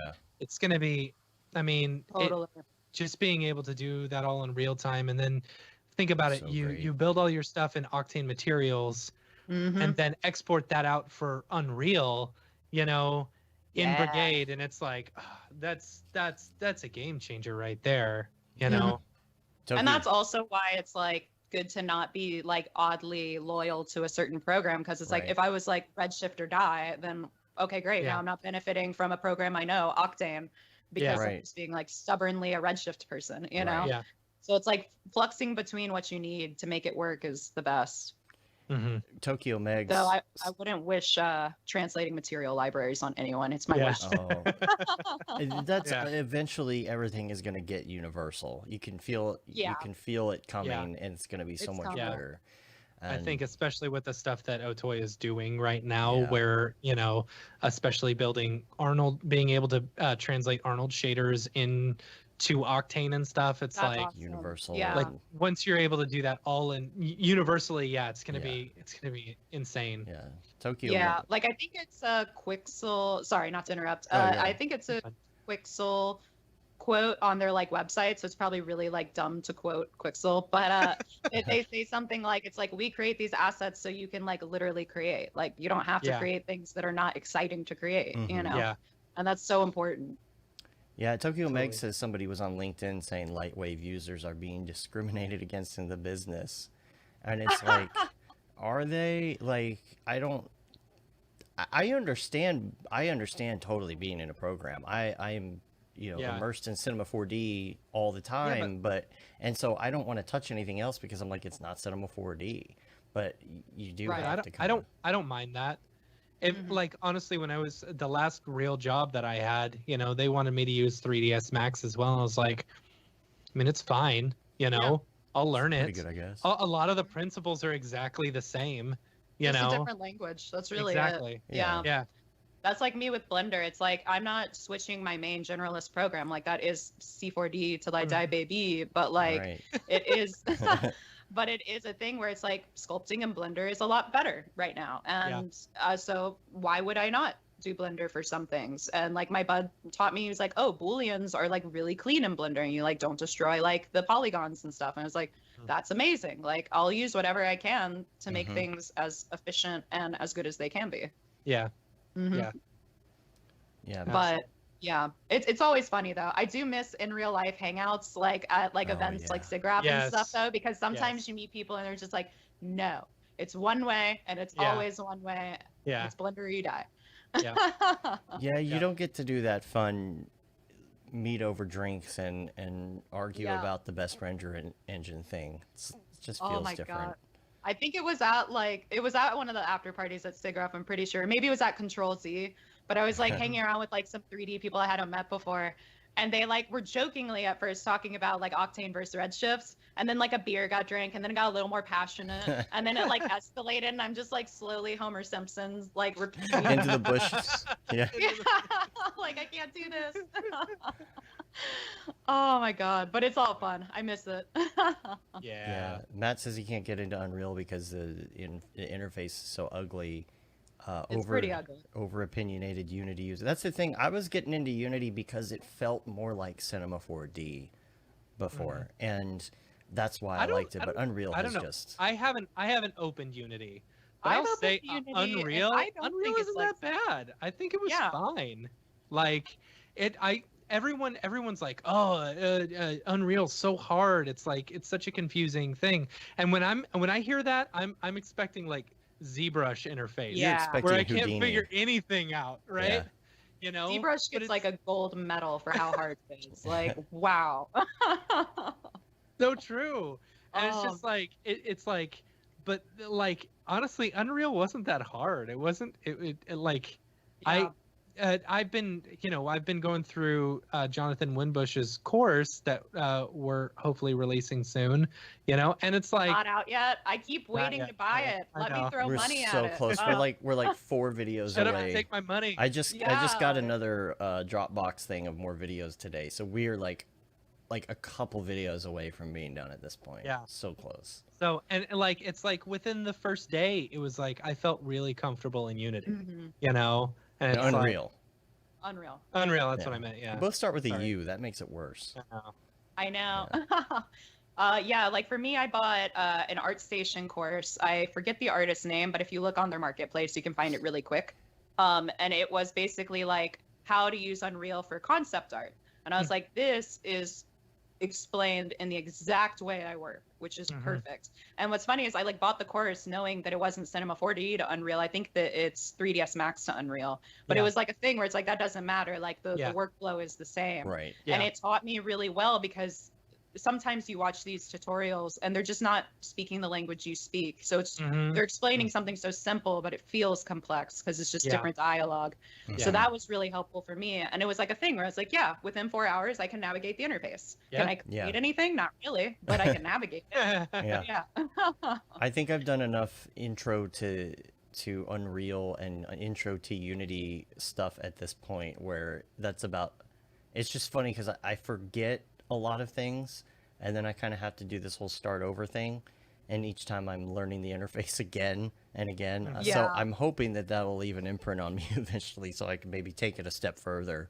Like Josh Mitchie, he did a really great. Did you see his post on Facebook this week? I don't think so. So I had no idea he was Oh, getting we're this not far friends on into Facebook. to Unreal Engine. He did an entire landscape thing in Houdini and exported it and made this giant forest that you could explore inside of Unreal. And Oh wait, I think I saw that on Twitter actually. That Yeah. was really cool. yeah. So I've got a link in the show notes because somebody was asking where he got started, just kind of interface and stuff like that. And it's a Medium post called Virtual Production, Exactly Where to Start. I think that's was from him. If not, somebody posted that and I saved it. So if you're looking to get into the virtual production aspect, check that out. It's pronounced Josh Mickey, isn't it? Mickey. I think it's Mickey. Michi. I think it's Mickey. I don't know. You know I'm the worst at that. Very fun Yeah. name to say. Yeah, if you're curious, go back to our previous episode with him. Right. We talk about how to pronounce it. Pronounce his name Perfect. correctly. Yeah. Yeah. Oh man. Yeah, with streaming, I always try to, like, if people talk, I'll like address them by username. And sometimes I'm reading these usernames and it's like, I don't know how these words form. Like, Right. I don't know what this sounds like Yeah. at all. Yeah. Oh man.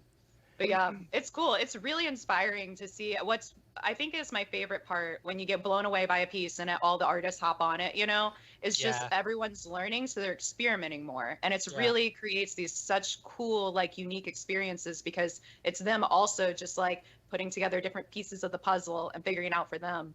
And so like the stuff you're seeing with real-time rendering right now is just really inspiring because it's A, very unique, but B, just like fun, fresh tech, you know, it's got like Yeah. a bow Yeah. on it.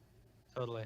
I kind of feel like at this point, life is crazy, gotten in the way, trying to make a living. I feel like 10 years ago, I had more time to just mess around with stuff, you know, Yeah. trying the new things and whatnot. It feels like I don't know what it is about just getting older. You just have less time to just, I'm just going to spend 8 I think hours it's- messing around with a new program. I you would know? say it's more successful. You've become more successful. Therefore, you've got, well, you're actually, you know, instead of, well, also think about it this way. When I was working at an actual job, I Jobby spent a job. lot of Yeah. time slacking off.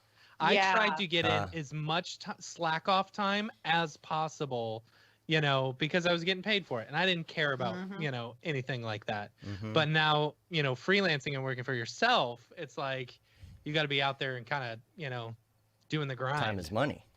Yeah. Time is money. Yeah. And I also think as a freelancer, I'd be interested to know you guys' opinion on it. Like for me, like recently, like a month ago, I like just phased out of a client of 5 years that was a steady part-time client. And it was like, I'm no longer seeing myself grow from this. And when that happens, you just have to know when to close some doors. And what that then allowed me to do was to reshift that extra time back to my personal work.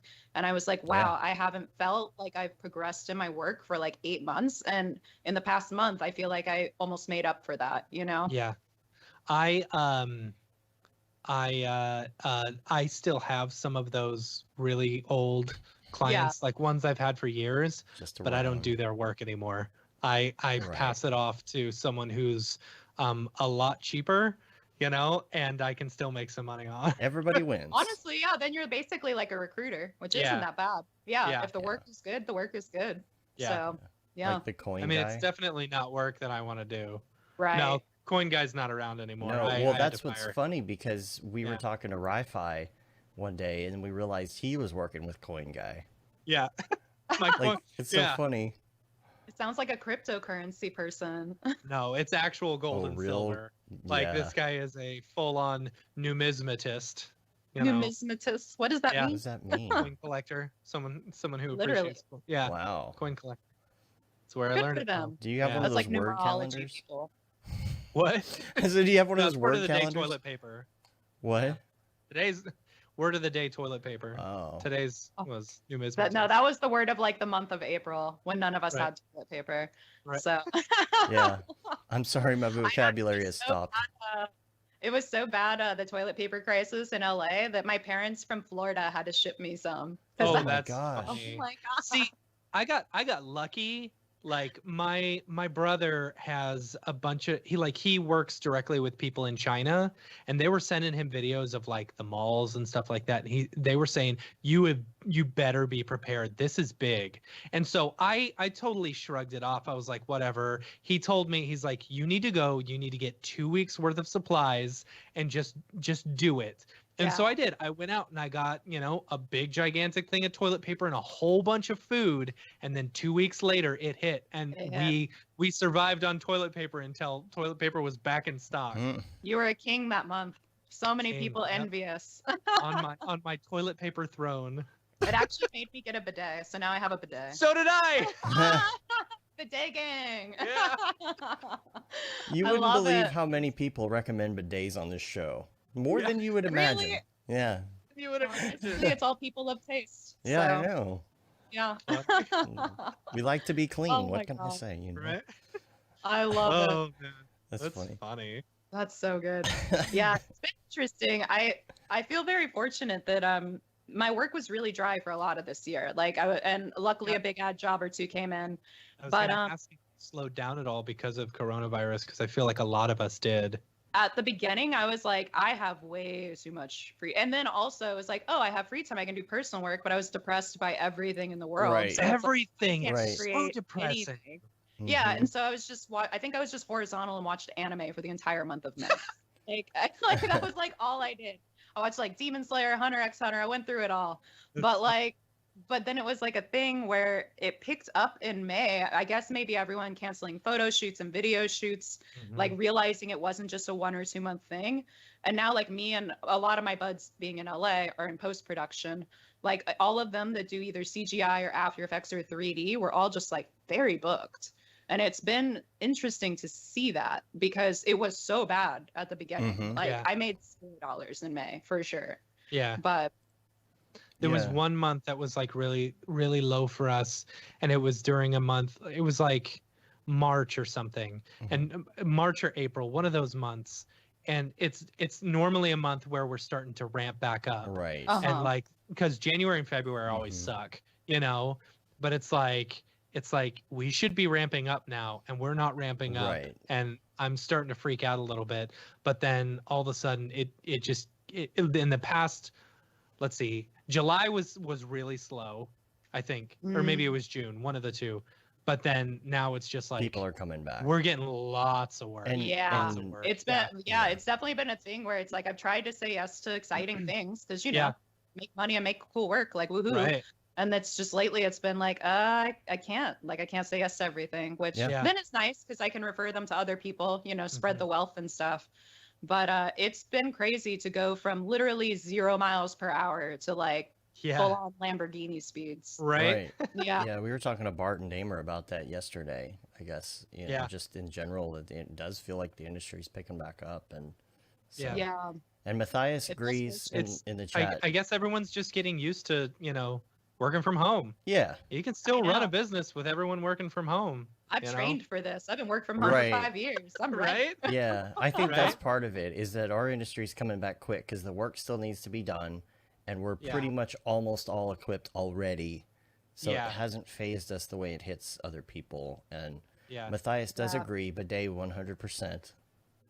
And Day gang. We Yeah. gotta make stickers. Do JP, something like really passionate about gosh. it. yeah, Mograph branded bidets. That's yes. Every but time yeah, you it's, flush, you'll think of us. LA's been really interesting during this time because right now there's kind of like this mass exodus. Like half my apartment complex has become empty because people are like, Yeah. I'm an Oh, actor, that's interesting. or Yeah. I am this or that, and they're people that are very successful. Like they're doing good. They weren't struggling to make rent or anything, and all of a sudden it's like the industry's been like unofficially shut down till August next year. Like I'm gonna go back to my home state. Like I'm gonna go not pay $2,000 a month in rent and stuff. Yeah. I mean that Yeah. makes sense. I get it. Yeah. Yeah. Had empty units for so long, and this like place is in the past it's like filled up in a day if you have an empty unit, you know. I guess Wow. San So- Francisco might get a little more affordable here pretty soon Yeah. too. Oh, I know. I think Yeah. San Francisco, like that era is over. I just don't think they can bounce back personally. Yeah. Like I think Yeah. there was like a New York Times article that was saying like New York and San Fran's like just city life experience that it's just never going to be exactly the same Mhm. because of how Interesting. it's just changed everything. Yeah. Hmm. Yeah. JP Now we got to says- figure out what the next cool city is. Yeah. Right? Well, It's not Dallas. it's Won't ever the be. problem is it's Austin. That's the problem. Yeah. But Yeah. Austin's been cool. That's not new. Eh. It was cool back in the day, It's and now alright. it's trendy cool. Yeah. It's You like the know. Williamsburg of Texas. It's like the Yeah. it's I guess. Silicon Prairie is what they call it. now. Silicon Oh. Prairie. Yeah. So LA dumb. has Silicon Beach because of like Snapchat and Google Yeah. Oh. stuff. And like a really expensive, like crazy fancy TikTok headquarters that just got built. Really? Mm. It's gonna Yeah, have to get that's shut the- down in 90 days. I know, Right. like all their drama after dropping like mad money on a sweet HQ. It So won't dumb. happen. I don't think it'll happen. It won't happen. Something. I mean, like there's I think they sued the government for it. Wouldn't surprise Wouldn't me. be Yeah. surprised, yeah. Yeah. See, Gustav That's a is lost down in spec Austin. watch. Yeah. Well, Yeah. I don't think anything is going to come of it, honestly. But Yeah, I don't think so. JP It's all Yeah. says that our past generations had been so uptight. Is that in regards to the the bidet? bidet. I think it's because the water was too cold. Hmm. No? Nothing? All The right. pressure settings then- weren't right? Yeah, yeah. Too high. Oh, I get it. Atlanta. Oh, come to Atlanta. I Minneapolis, have a lot of family Austin. in Atlanta. I'm in Atlanta at least Atlanta. once a year. Yeah. Man, that airport is Oh, terrible. it's the worst. It is large. Yeah. Yes. To say the least, it is a big one. And We had a job where I had to fly to Atlanta, shoot Oh, yeah. that day, and then fly back the same day. yeah. I didn't know that was Like, possible. Yeah. It was Oh, that was a God. crazy day. That was a crazy day. Wow. That's pretty intense. I Yeah. like Atlanta a lot as a city, but because I've lived there in the past, like when I was growing up, and then also just have family there, it's like I like to live places that I'm not already rooted in. Yeah. Oh yeah, It's fun. Joe Rogan is in Austin It's in Austin now. He's moving to Austin. There's a whole show's moving to Austin. Where he is he got now? to Is he LA? Yeah, I think so. Mm. Yeah. Yeah. Oh, I don't So- know. I've been in Texas almost my whole life, and I still don't see the appeal of Austin. It was different back in the day. When you go there now, it's more like LA. It's more like Mm. it has the LA feel on the streets, including the homeless population. It wasn't Yeah. like that before. Yeah, at it tends all. to happen with cities once they hit a certain threshold of like popularity. Yeah. Mhm. I Yeah. don't know. Everyone's all like, "Oh, 6th Street, 6th Street, 6th Street," and I'm like, "It's just a bunch of bars. What's so cool about that? Yeah. Especially for someone who doesn't drink." Yeah. You know? You're not optimizing that one. No. Yeah. I think it was more novel back in the day than it is now, because there's other places like 6th Street now. Like even if you go to Nashville now, if you go to their Oh, downtown, Nashville's gotten really crazy. wild lately. Yeah. It's like it is bridal shower central. Why do they all want to have their bridal bachelorette parties there? Bachelorette party, yeah. It's Why? I What's don't the know. appeal? Other than fried chicken, which you're probably dieting Right. for your wedding dress anyways. Right. So yeah. It's all the little, the trains and the carts where you can bike, and like the moving bars and stuff where you drive around on the bars Oh. outside. It's Like the gimmicky. Yeah. full blown touristy bachelorette. What my friend used to call woo girls. Woo girls. Woo Yeah. girls. Yeah, because they would Yeah. Oh pass my by God. on the little train all drinking at the same time and go woo, and so he called them woo girls. And so I went to Nashville. I lived there like a decade ago, and I came back, and that's what Nashville downtown is now. I'm like, when did that That's happen? crazy. It used to be country, and now it's like New Orleans. Yeah. I was that's hilarious you say that. Yeah, I was just gonna say I haven't been to New Orleans in so long, but that one has a soft spot in my heart. I love how like spooky old it is, but I could never live in a place that's below sea level. It just doesn't make sense. Yeah. Oh yeah. So, My in-laws, we were on a trip back from Disney World, and they're like, "Let's go to New Orleans," and we went there, and I was like, I don't see the appeal. I don't get it. You know, I'm boring. I guess I'm boring. You know, your old man is shining through. Yeah, You gotta get yeah. a Beat Saber, get some Yeah. life in those joints. Get off my lawn. give me Disney World, Iceland, or Hawaii. Oh, I'm good to go. Iceland. I'm Oh, good to yeah. go. Iceland.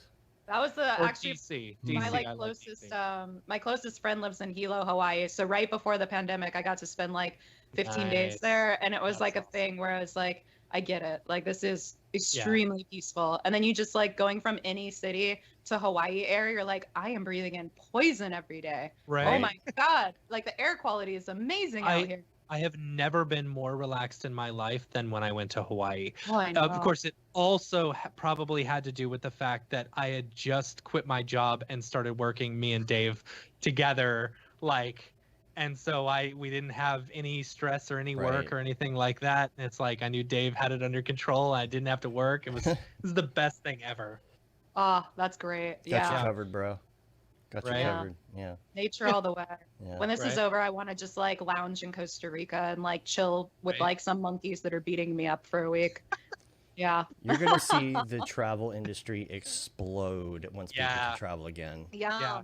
Invest I your bought like a stonks. bunch of Norwegian stock when it was like the low. I like got lucky and I got it Yep. at its lowest point all year. And I was Nice. like, when am I rich? Like, when is Yeah, Norwegian right? stock giving I me bought- that vacation? I bought Southwest and JetBlue. I got Southwest and Oh, JetBlue. good. Waiting for Yeah. those to go up. Yeah. Mhm. It's Yep. fun. In due time. Just sit on it for a year or two, and then it'll just be like Money City. Yeah. Dude, Yeah. I'm flying in a few weeks. Oh, And I was yeah. able to get a first class ticket for like $250. It's just one way, Jeez. but still, like, Yeah, still, that's it's like really nothing. good. I Yeah. know it's like safe to fly, but to be honest, I'm still really nervous too, because Mhm. also, like, I live 45 minutes from the airport and I have to get there somehow. So I'm doing public transit to get to an airport. So Right. that's like possible Mm. infection point one. Right. And then it's like, okay, security is pretty body to body, even with social distancing. It's just a lot of shared stuff. Yeah. And then it's like, okay, the airplane is safe, but it's just that whole process of getting there and getting out Yeah. stresses me out. Yeah. Yeah. Yeah. There's a lot of contact points. Yeah. And I had like really bad, I know we were talking about it before the stream, but like I think I did have COVID in January, Yeah. and I think it was just a really bad flu. So I feel lucky that it wasn't bad. Yeah. But my body, like around April, like just everything changed for me. I got an immediate overnight literal intolerance to caffeine. Like I just had it and Wow. I went into the worst. Like I almost thought I had to go to the hospital. Like I thought I was having a cardiac arrest. Like it was Jeez. that, and it was only having like a Weird. couple sips of coffee. Mhm. And then I had all of May and June, I had shortness of breath. I started getting full body hives. I've never had skin irritations in my life. And Crazy. all of these crazy symptoms. Do you think some of I'm it could be stress related along with like So I had to get a all- lot of blood work done. Yeah. And it was to rule out a handful of things. And Yeah. basically the guy was like, you've always had genetic anxiety, like, because I do. And he was Uh-huh. like, yeah, like my grandma has it, my uncle has it, like it's just in the family. And he was the thing, he's like, honestly, like between world events, like Yeah. the news, and Mhm. maybe or maybe not, maybe having COVID back then, like you just Yeah. need to be on medicine right now. You like just can't deal with it holistically. And it's been It's- good since that. But it That's was like I good. lost 11 pounds in 3 weeks during the worst. Jeez. Wow. I was like, this is like garbage. I do not recommend. Right. Yeah, But I it's mean like, this yeah, I'm just the like that one whole- scare has made me such a hermit. And I'm like, I even went jogging the other day and I jogged in a face mask and I wanted to die. It's like 100 degrees Yeah. out Ooh. in a face Yeah. mask breathing. But it was like, I'm that paranoid that I will just not be around people right now. Yeah. Yeah. That's the Yeah, one thing I it's don't a- do. I can't jog with the mask on.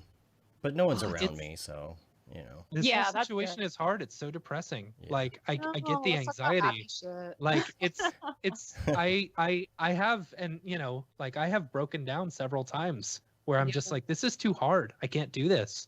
You know, it's Yeah. it's been, and it also has the fact that, you know, I've got a 6-month-old and he's waking me up every 2 hours and I don't sleep well. It's like when I get a good night's sleep, I feel rested and I don't want to kill myself, you know. But when I get like 2 hours of sleep for a week straight, things become very stressful and depressing. But I feel you like know? your Halo on plane has top of been everything else. a stress relief. No, it hasn't. It depends. It depends Depends when if I'm you're playing with winning. y'all and the levels are going up, but when I play by myself, I'm fine. Ah, 'Cause yeah. I can whoop. You can Whoop 'em. whoop. I can whoop 'em. Team effort. It's a team Yeah. effort, though. Love You're still it. winning. Yeah. Oh man. Yeah, it does feel nice though to slowly see. I feel like the worst at least is hopefully Yeah. over. I don't know. Fingers crossed. I also thought that 2 months ago. Yeah. But I think like what, at least personally speaking, when I was like at my most mentally unstable point of the whole pandemic, it was also when my work was low. Because then it's like, okay, not only does my body hate me, not only can I not enjoy my favorite beverage, coffee anymore, like probably for life, but Yeah. now I also like feel the ego bruise of just not Yeah. getting work. And when you're an independent person, you know, it's not like I can like complain to coworkers. They don't exist, Yeah, you know? right. So it was like Yeah. a thing. It was just like a thing that was like really, I guess the benefit of it was there was a lot of soul searching. And I think that you can always find a positive in the down points. But man, yeah, it's like, I'll be really stoked if like when my life flashes before me on the day I eventually die, if we could just skip this year. Right. Right. Like I don't need like a, You don't need a real reminder. quick flashback of 2020. Right. Like, Yeah. I'm down to skip Right. that one. Yeah, I But- feel kind of like the same way. Like we are still kind of at the bottom of this curve, and it's going to be a long climb back up to normalcy. But it does feel a little Absolutely. real, and maybe that's just because, like, for me, I've been stuck in this apartment for all of Yeah. quarantine, and now moving to this new place, and it's bigger, and there's more. And plus, I've been doing things like going to like Home Depot with a mask on at least Yeah. to pick something up. It's like, oh, I remember what this is like, and Right. there's a lot of Yeah. people out and about, and It's I'm it's optimistic. amazing nice how when you can, like, refreshing it yeah. feels just to get out and go to a store Right. or something. Yeah. Just to go shopping for 5 minutes Right. or something Oh, like yeah. that. But Yeah, Yeah. I like Still went for a scary. walk. Like I like got lunch and like went to a park and like just ate one day, and I was like, this is just like, it feels like so simplistic, but I'm like, Right. this is all I need. I just need Yeah. like to feel safe outside for a little bit, you know? Yeah. yeah, But yeah, it does feel nice though. Again, like I feel really fortunate, especially for folks in our industry, that a lot of us are able to be stable during this Yeah. time. Yeah. And it is kind of like one really cool thing, like especially like mentioning the streaming earlier. I know Shams has been doing it for a long time, but like Yeah. Jason hopping on too, and I got a couple other buddies, like my friend Wadu does really cool ZBrush stuff. And I feel like it's brought everyone I know, like I've already been friends with all these folks, but I feel like I've become a lot closer with a lot of industry folks just because there's so much more camaraderie and socializing because we're all putting in that extra effort to be online in a way that's not depressing. Yeah. yeah, yeah. Right. So that's been kind of cool. Like it's fun to be able to like skill share with your buddies and like chat via streams and do stuff like this. Like this is really like Yeah. highlight of my Monday, you know? Thanks. Yeah. Well, I got some links that we could talk about for a minute. That's happy stuff, right? Yeah. Let's do Yeah. it. Link away. So, first of all, Calvary 1.0, Calvary. Yeah. Calvary is out. Yes. Official? The official. Official? Officially, yeah, it's officially. So you can, I think you can purchase it. And they do this stupid thing like all the other it's a subscription places are subscription. doing. Yeah, it's Yeah. subscription. How much? You know, I don't know. I I think don't I know. think it's relatively inexpensive. Okay. You know, Calvary. I gotta look it up. Sorry. Let's look up 2D animation. Yeah, so it's officially out. Let's see, join. Let's see how much it costs. It's £12 a month for the That's heavy. the first. Says first 500 trailblazers extra 25% off. So it's probably what $15 or 15 pounds a month. That's if you're doing it annually. If you're doing it monthly, it's £20 a month. You know, which I mean, it's not too bad if you're using it If a you're lot. using it, yeah. But the cool thing is they've got a free version as well. What's the you know, difference? I don't know. Watermarked? Oh, exports watermarked and restricted to 960 by 540. Oh, okay. So that's not bad. I mean, if you just want to learn it, which is cool, That's you know, yeah, because that's that the you thing. can do it for free. Yeah, you Yeah. want time with it before you really know. Like, is this my new jam? Right. Yeah. So Cinema 4D Mobile. You gotta check out the Twitter video on Cinema thought 4D that- Mobile. yeah. Man, I've got to say I love the stuff that Arin's been doing. Yeah. You know, It's all like this marketing spoofs. stuff for yeah, and like the The Mo. Mo Sislak thing was so funny. It's Oh like yeah. he is taking this quarantine really well. Thriving. One could Yeah. say. Yeah, he's having fun with it. That's fun. I love the Cinema 4D Mobile interface. It's just like the regular interface, except it's so tiny you can barely. Right. And he's like, and let's just be honest. It won't ever be on Android. It's funny. I literally am thinking of switching from an Android back to an iPhone this year just because I'm like, there's too many apps missing. Like Yeah. that's the only reason. I just want more I- apps. You know, I maybe like I've told myself I could probably I would be okay with never going back to a Mac like computer, you know, Mm-hmm. but But I don't think I not could ever get rid of my no. iPhone. No. Phones Like, good. They just Yeah, do phones. good, yeah. Yeah. It's their jam Yeah. now. Yeah. The iPads and the phones. Yeah, the iPads and the phones. Yeah, Also they got do. I also got a link to Kits 4.0 from Kitbash. It now Cool. includes Wow. Unreal, Unity, and Houdini native files, and they have a Wow. spectacular trailer for this. Like, go check out This is this stuff trailer. that This is It's what super Ariev worked exciting. on. Yeah, Yeah. Mm-hmm. yeah. David Ariev and a bunch of other people worked on this. I don't know if there's a list somewhere of maybe who worked on this, but beautiful spot that they put together. And They really killed it. yeah. Mhm. The other link that I have is the virtual production one that I talked about earlier. So that's pretty much it for my links. So Yeah. now Full links. here's the deal. Oh boy. Guess what? Here we go. It's time for Here we go. Beeple's People. What is that? Bringing it back. Exactly. What is that? Bringing it back. Who are his people? So we used to do a segment on the show and people got a little tired of it. I know a lot of people loved it, including myself. And I thought every Dave once in a loved while, it. I hated it. every I once in a hated it. while, we're going to bring it back. And I'm what okay this with is, every once in a while. we take Beeple renders and we kind of come up with the backstory for it. And I really Yeah. wanted to bring it back this week because there were 3 particular renders that he did this week that felt very old school Beeple's People-ish, very 2018 Beeple. And so I just thought, Everyone in the chat's all excited. Everybody's about excited, People's see? People being- see, The peoples are here. Yeah. Beeple's People. By the way, did you see that deep fake?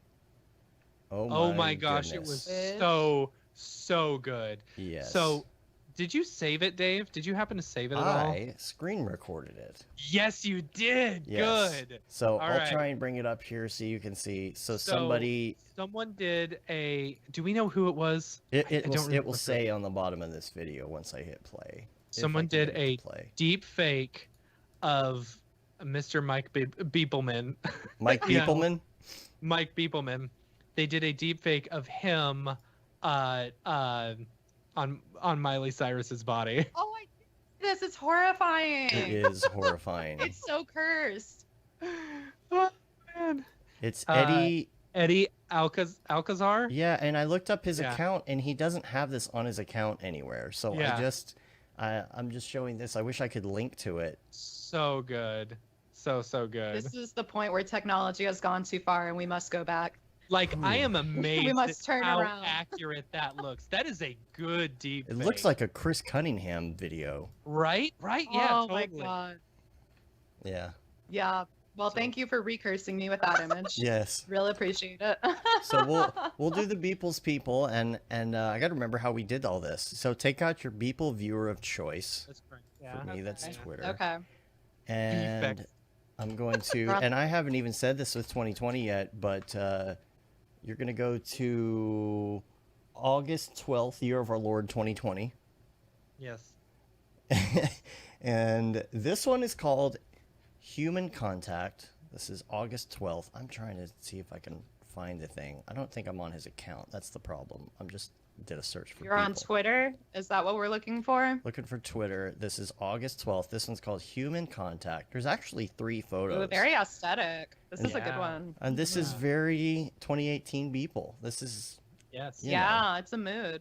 Lone person, in the foreground, sets the scale. that's Yeah, funny. he's just thinking about the birds and the aliens. Yep. VJ. Thinking about how Wondering how all those Pentagram plants definitely got- said aliens are real, and it wasn't even news that day. That's how Right. you know the world's crazy.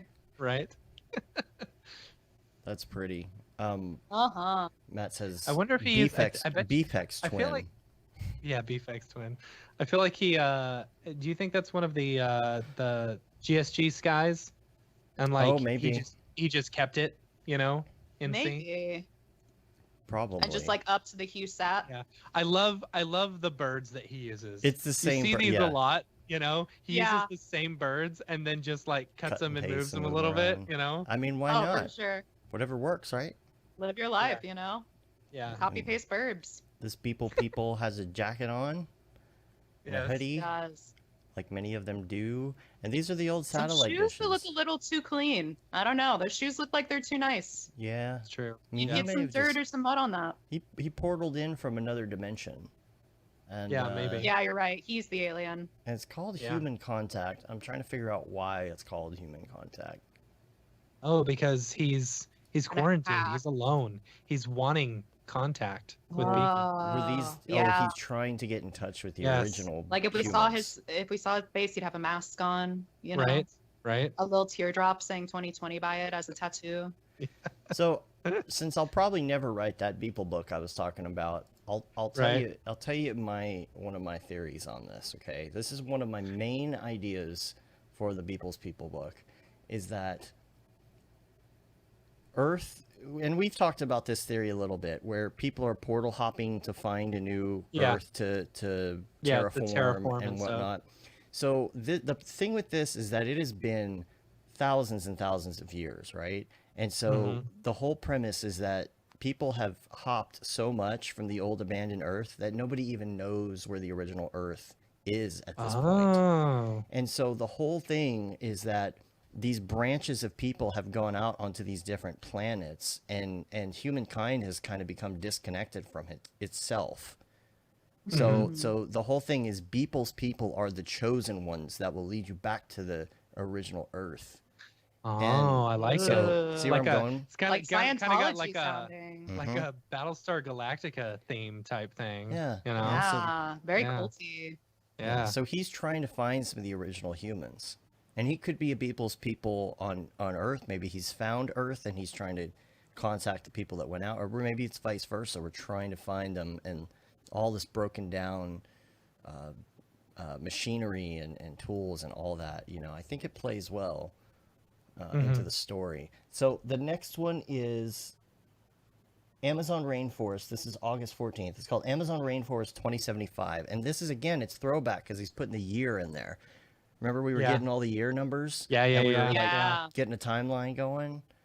So Ooh, this is like very, I think the words, is it solar punk or biopunk? It's one of the organic punks. Yeah.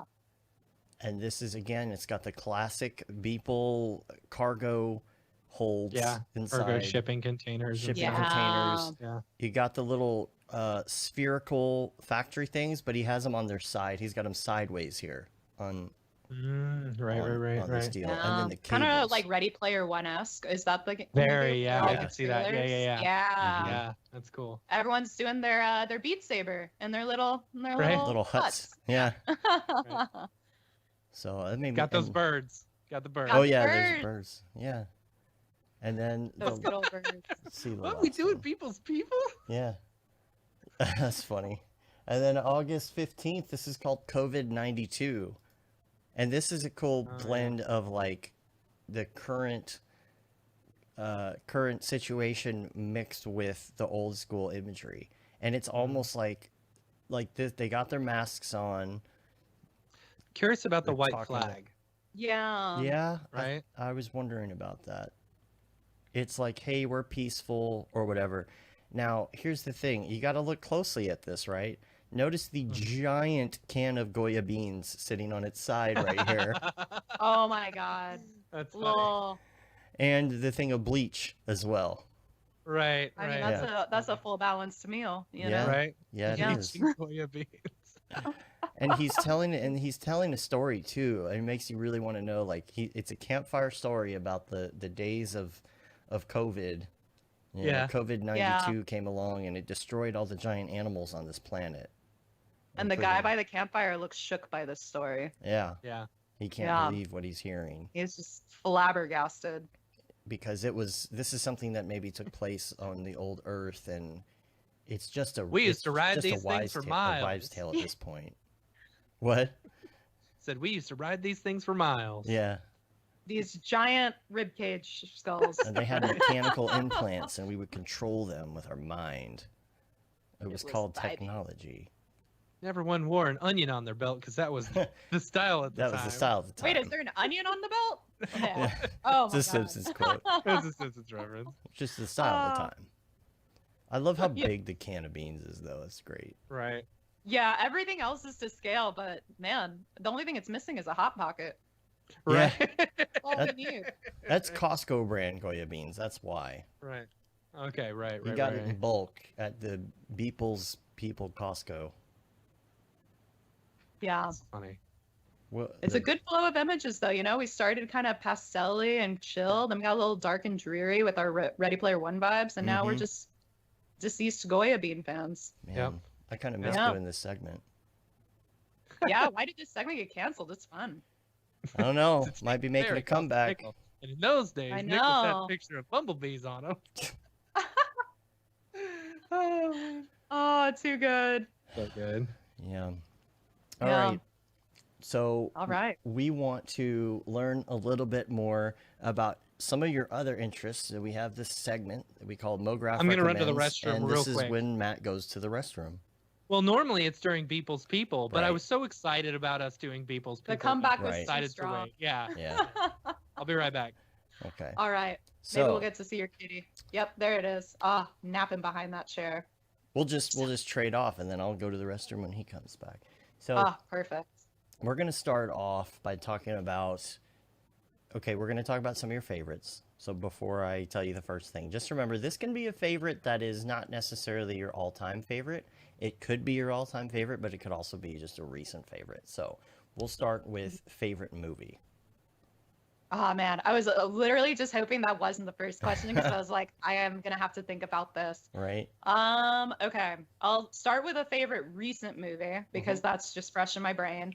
And I recently got a Shudder because like that short 55-minute movie Host came out and it was really dope, like very spooky. And it was all written, filmed, and directed in quarantine, which is kind of cool. Mm. But that led me to find this really wild horror movie, maybe not even horror, but like definitely spooky, called Revenge. And it's just this chick who like goes like borderline like Mad Max crazy on these like 3 really awful people. Mhm. And it's very cool. So Revenge was dope for the people that like darker stories.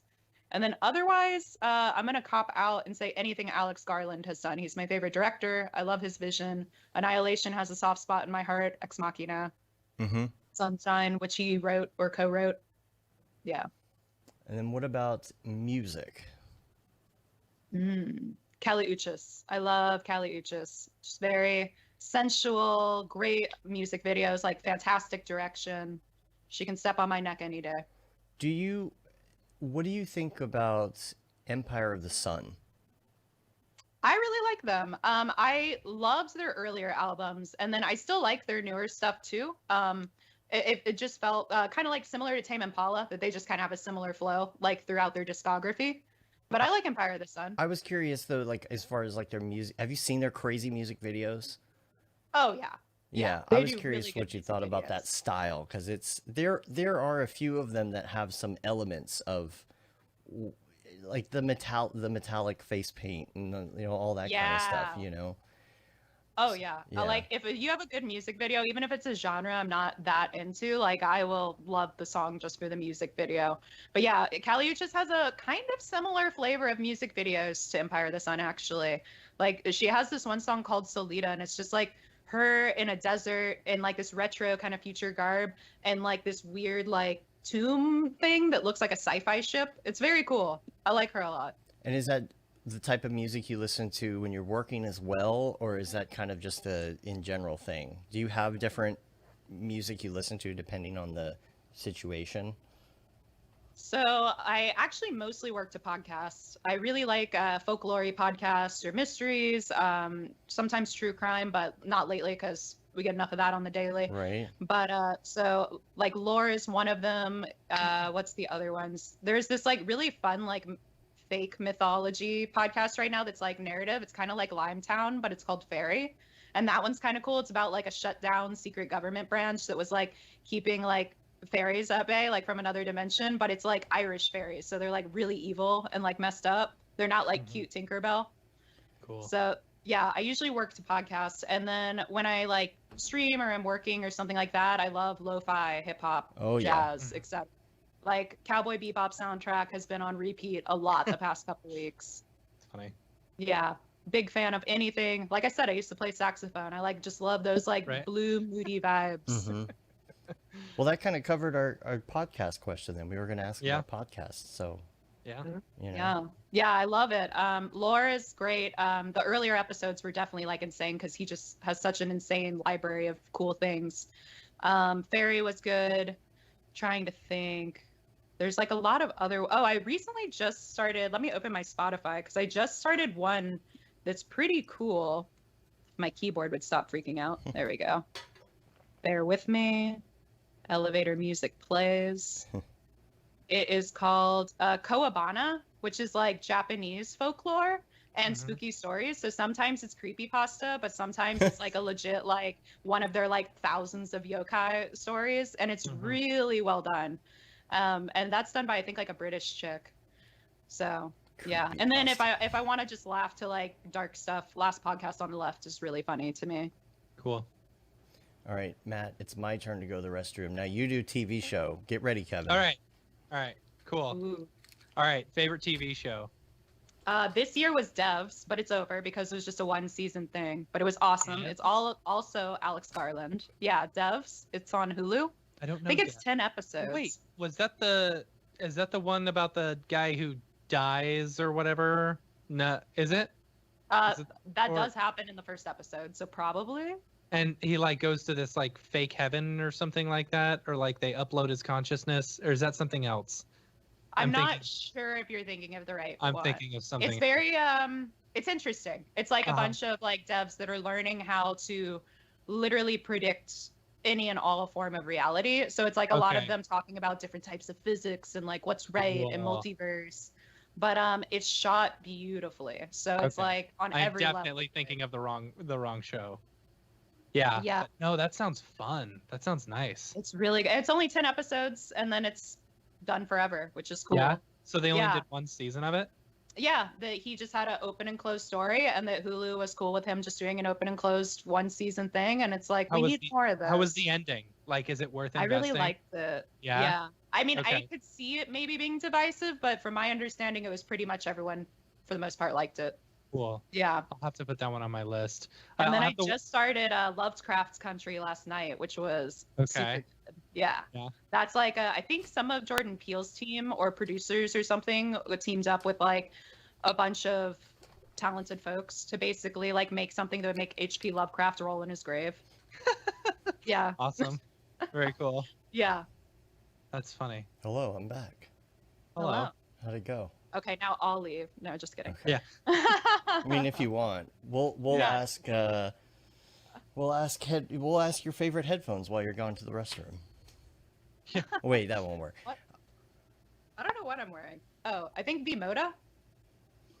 I haven't heard of it, but yeah, they have like fun like gold embellishings. Yeah, it's just it's a aesthetic choice, you know. Very Blake Kathryn, yeah. Yeah, totally. As this like fan just like blows now my like super bad frizzy hair into the headphones. I got a pair of more like studio monitors, something that I can do better mixing with because the bows are so bass heavy. They're not very flat and equal. But I tried putting them on for the show, and they look so ridiculous on They your do head. look a little ridiculous. They look so goofy. I bought because we've been playing Halo so much. I bought a pair of like Xbox like headphones so that we could actually talk to each other. And they're awful. They're so bad. They were like $20. Should have gotten the ones I got. Cracking. Well, yeah, but I don't want to spend $100 on headphones. That I'm only going to use while gaming. But no, here's what I should have done. Because if you buy, I've got the Quiet Comfort 35s. If you buy the Quiet Comfort 25 cable, it works as a microphone for the Xbox, and you can use your 35s. Nice. Anyway, for anyone who's curious. But yeah, they also have the weird, like they come out to here. They look like you've got ears on or something. Like, yeah.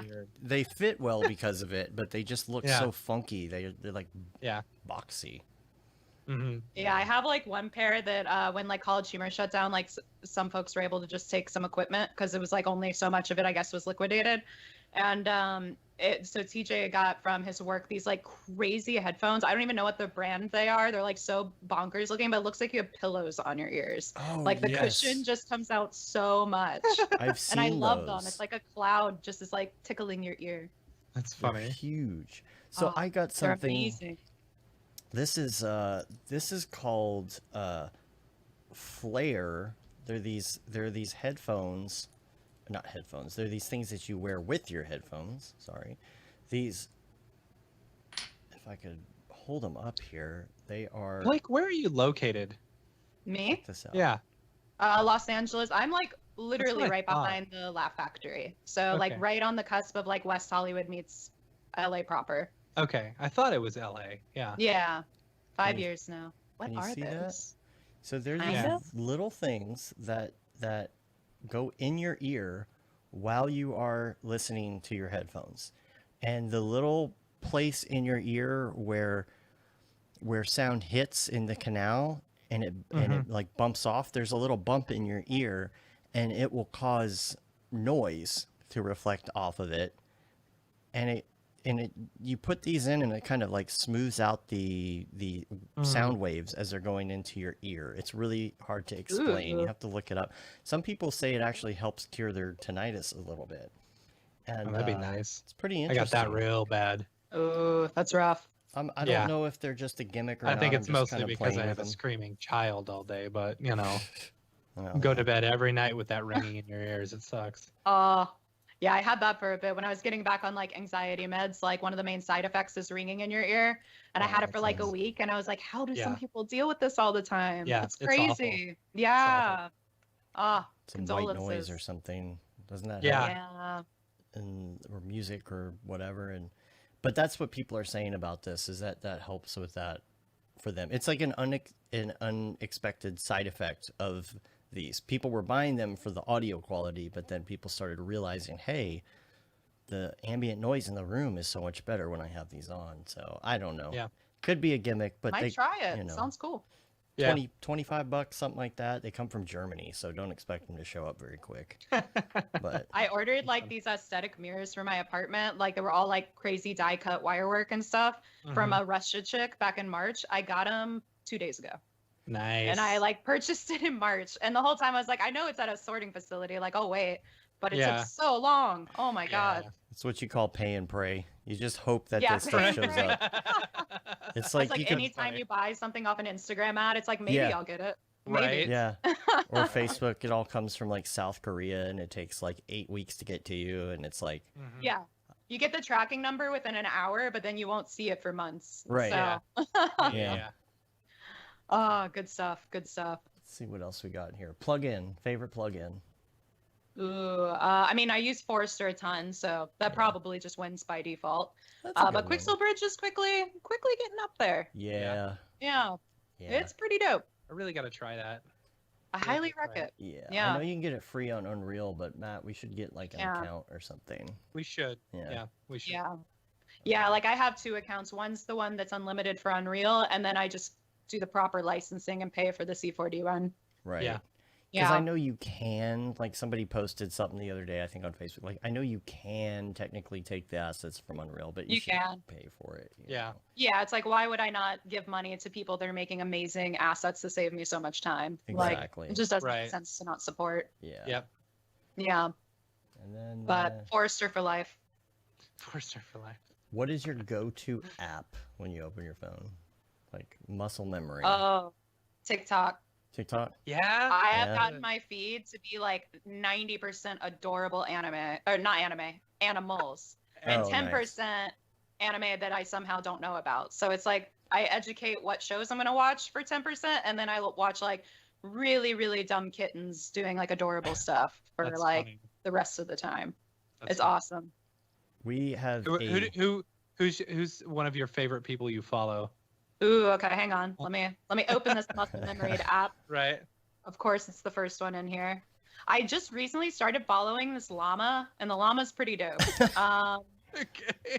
Oh wait, okay, no, the best one is actually CG related. So this is Okay. like a All right. topical tip, and it's called noodle_and_bun. So noodle and bun, and it is a super derpy fat cat that's just CG'd, and it's like looks like the Jiggle Deformer on steroids. Oh, nice. Yeah. It's so good. Yeah, I That's highly funny. recommend it. It's just like a really dirt. You probably can't see this at all. I'm watching it right now. Oh, there Yep. you go. Yeah, derpy dumb cat. It's almost Tokyo Megaplex like. That's what I was thinking. Yeah. Yeah. Yeah. Oh man. We So have yeah, that has my heart. There's we have a text thread between Matt and David Ariev and EJ and myself that's been Yeah. going on for years, but lately it's been I Matt. send them. I just send Yeah. them TikToks. Yeah. You know, It's good. and then Yeah. Dave always reacts either I don't get it or sends me a stupid video back of him just going. Yeah, and now EJ and David have gotten on board, and we almost have like we have like a library of reaction videos. Yeah, of I us. love I want to start. I want to start an account where I just take their reactions and duet them with the original video. Yeah, Yes. You know? yeah. You must. So yeah, We got a lot I of was them. enjoying. I don't think it's trending anymore, but like for a while when quarantine started, everyone doing those crazy like multi two-story house like ping pong videos where they were doing like insane obstacle courses for ping pong balls. Oh, yeah.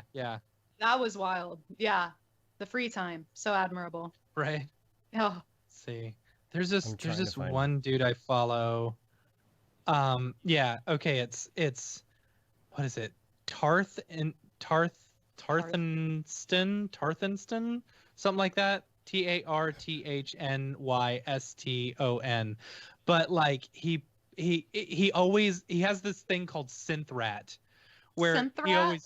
always tricks you into watching a synth rat video where he'll start off the whole video like any other normal TikTok video. oh my and God, then you all were of a sudden, kidding.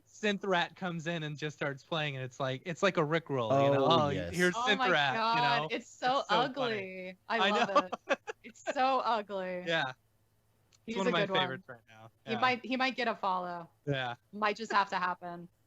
I'm trying to find. Yeah, them. it's like the purest part of the, but it does take a while to get the algorithm good. Like when you first start, like it's a garbage feed until you like cater it, you know? Mhm. What's funny is though, like when I first downloaded it, I felt like I was laughing a whole lot more than now.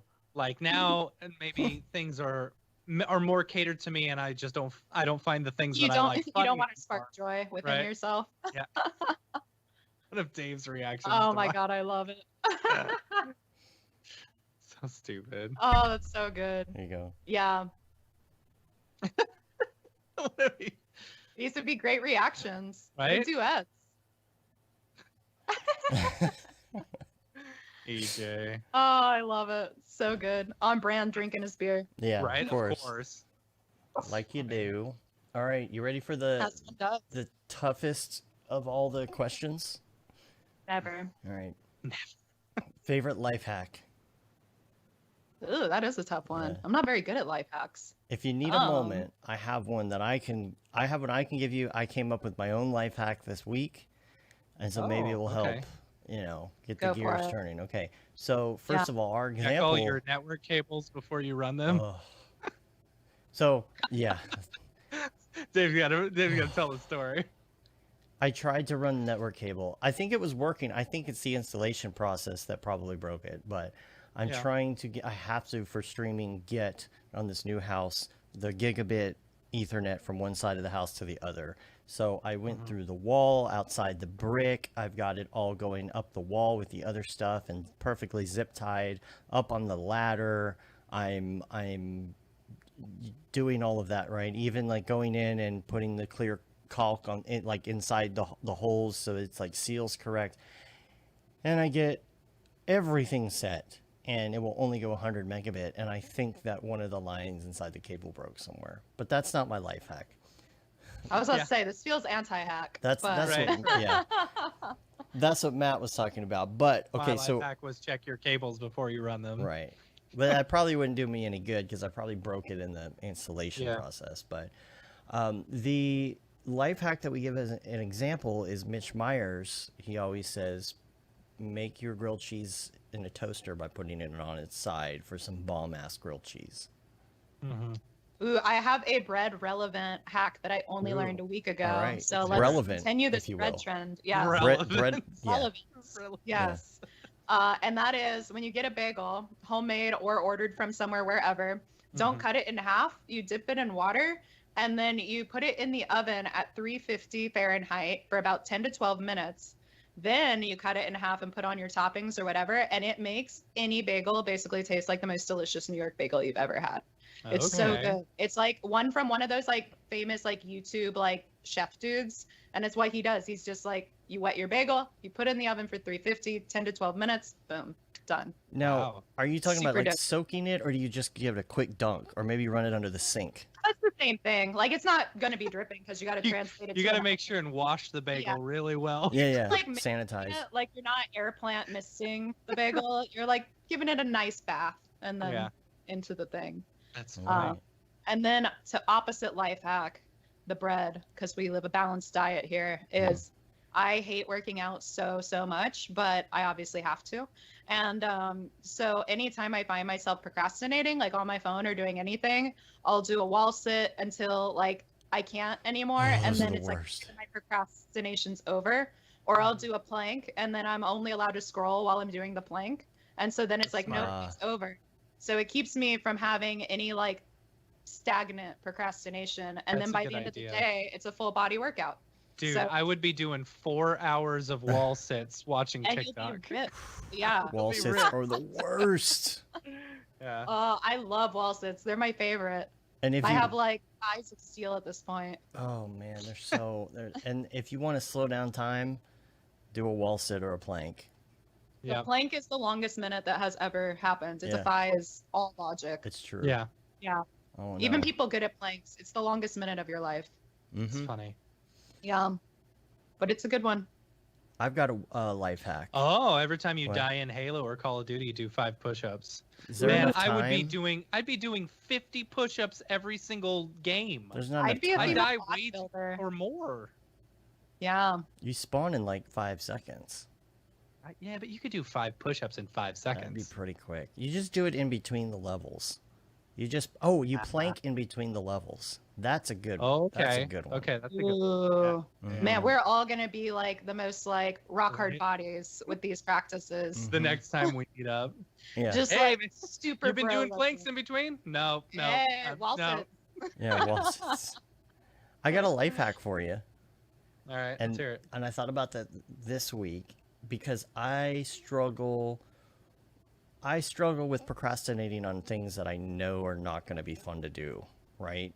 Or Right. not necessarily fun to do, but even sometimes starting a new fun project is scary, right? You're like, Right. oh, I got to do this, but I'm not in the groove. I'm not in the groove yet. I'm not in that fun groove point. I'm in the setup point of a project. Or you got a client project coming up, and it's not necessarily your favorite thing to do, right?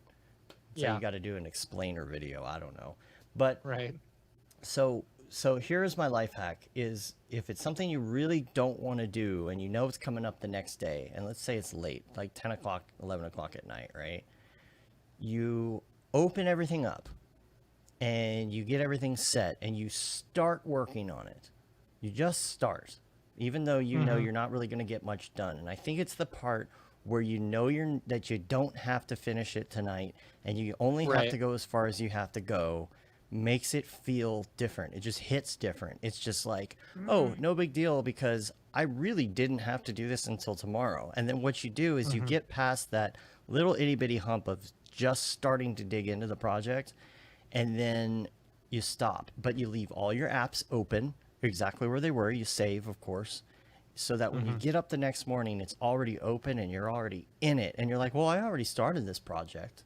Yeah. So it doesn't feel, it just feels different. And I don't know how to describe Yeah, it. and you probably get a better night's sleep because you're not dreading having to work Right. on it the next night. You or just- the next Yeah. day. Yeah. You feel like you're in the project already. Oh, I'm already halfway done with that. You know, something like Yeah. that. It's just, Totally. it's a mind trick to play on yourself. Yeah. I do something similar, not with work, but with email. So like I'll like write emails the night before and I'll just save it to drafts. And that because also I don't want to be stressed out that I might get a response across time zones, you know, Right. overnight. But then it's like, okay, I wake up 7 a.m. my time. I send the emails and I look like super ambitious for the day, you know, Right. even though I'm definitely not. I like that. I Yeah, schedule that's smart. emails. There's an email scheduler that I use Ooh. sometimes, and I'll tell it, Even don't, fancier. yeah. Because, you know, if it's 4:30, you don't want it to go out, because if you get a response by 5, then people expect things Yeah. at Yeah. 5:30. Yeah. So, It's a sad moment. yeah. Schedule it to go Yeah. out at like 8 o'clock at night, and then it looks like you're working late. So, Exactly. Yeah. And they assume, or you send it on the weekend. They're going to assume Yeah. you're working all the weekends there you go. because you're in quarantine now. Hope the And that's what clients you aren't do watching all this. just at home. Right? Yeah. Whoops. I mean, I don't do man. that. I Yeah. will say lately I've been actually preferring to take a weekday off and to work one weekends because I Right. love not having email on the weekends. Like it Yes. is so awesome. That's a good to idea. not- That's a really Yeah, good idea. it's something Yes. I've just started doing in the past month or two because time has lost all meaning while we're Right. indoors. Yeah. Right. And it's been really nice. Like it feels like a healthier lifestyle for me personally. Yeah. There's Like some usually weekends. Tuesdays or Wednesday, I'll just take it off, but then it means I'm working Saturday or Sunday. Mhm. So Yeah. yeah, Not a bad idea. Monday is like It's our nice. throwaway day because we do the show and the day's like just Mhm. about over. So a lot Right. of times like Saturdays are my jam and nobody's calling and nobody's emailing and then there's nothing to do sometimes in quarantine. You're like, oh, this is kind of peaceful. I'm okay with that. Yeah. yeah. It's a Yeah. great idea. Because like for me at least, like once I switch gears to an email, it takes me like 15 plus minutes to get back in the headspace of working on a project, Same and that's here. like at minimum. Yeah. Yeah. Totally. So it's so nice to just be like, there's zero distractions, even if I try. Yeah. Yeah. Totally. hmm All these good life hacks. I know. Right. Excited for us to all be super in shape now Right? and eating bread. Lots of bread. No bread for me. Oh man, all I want is a Grilled bagel right cheeses. now.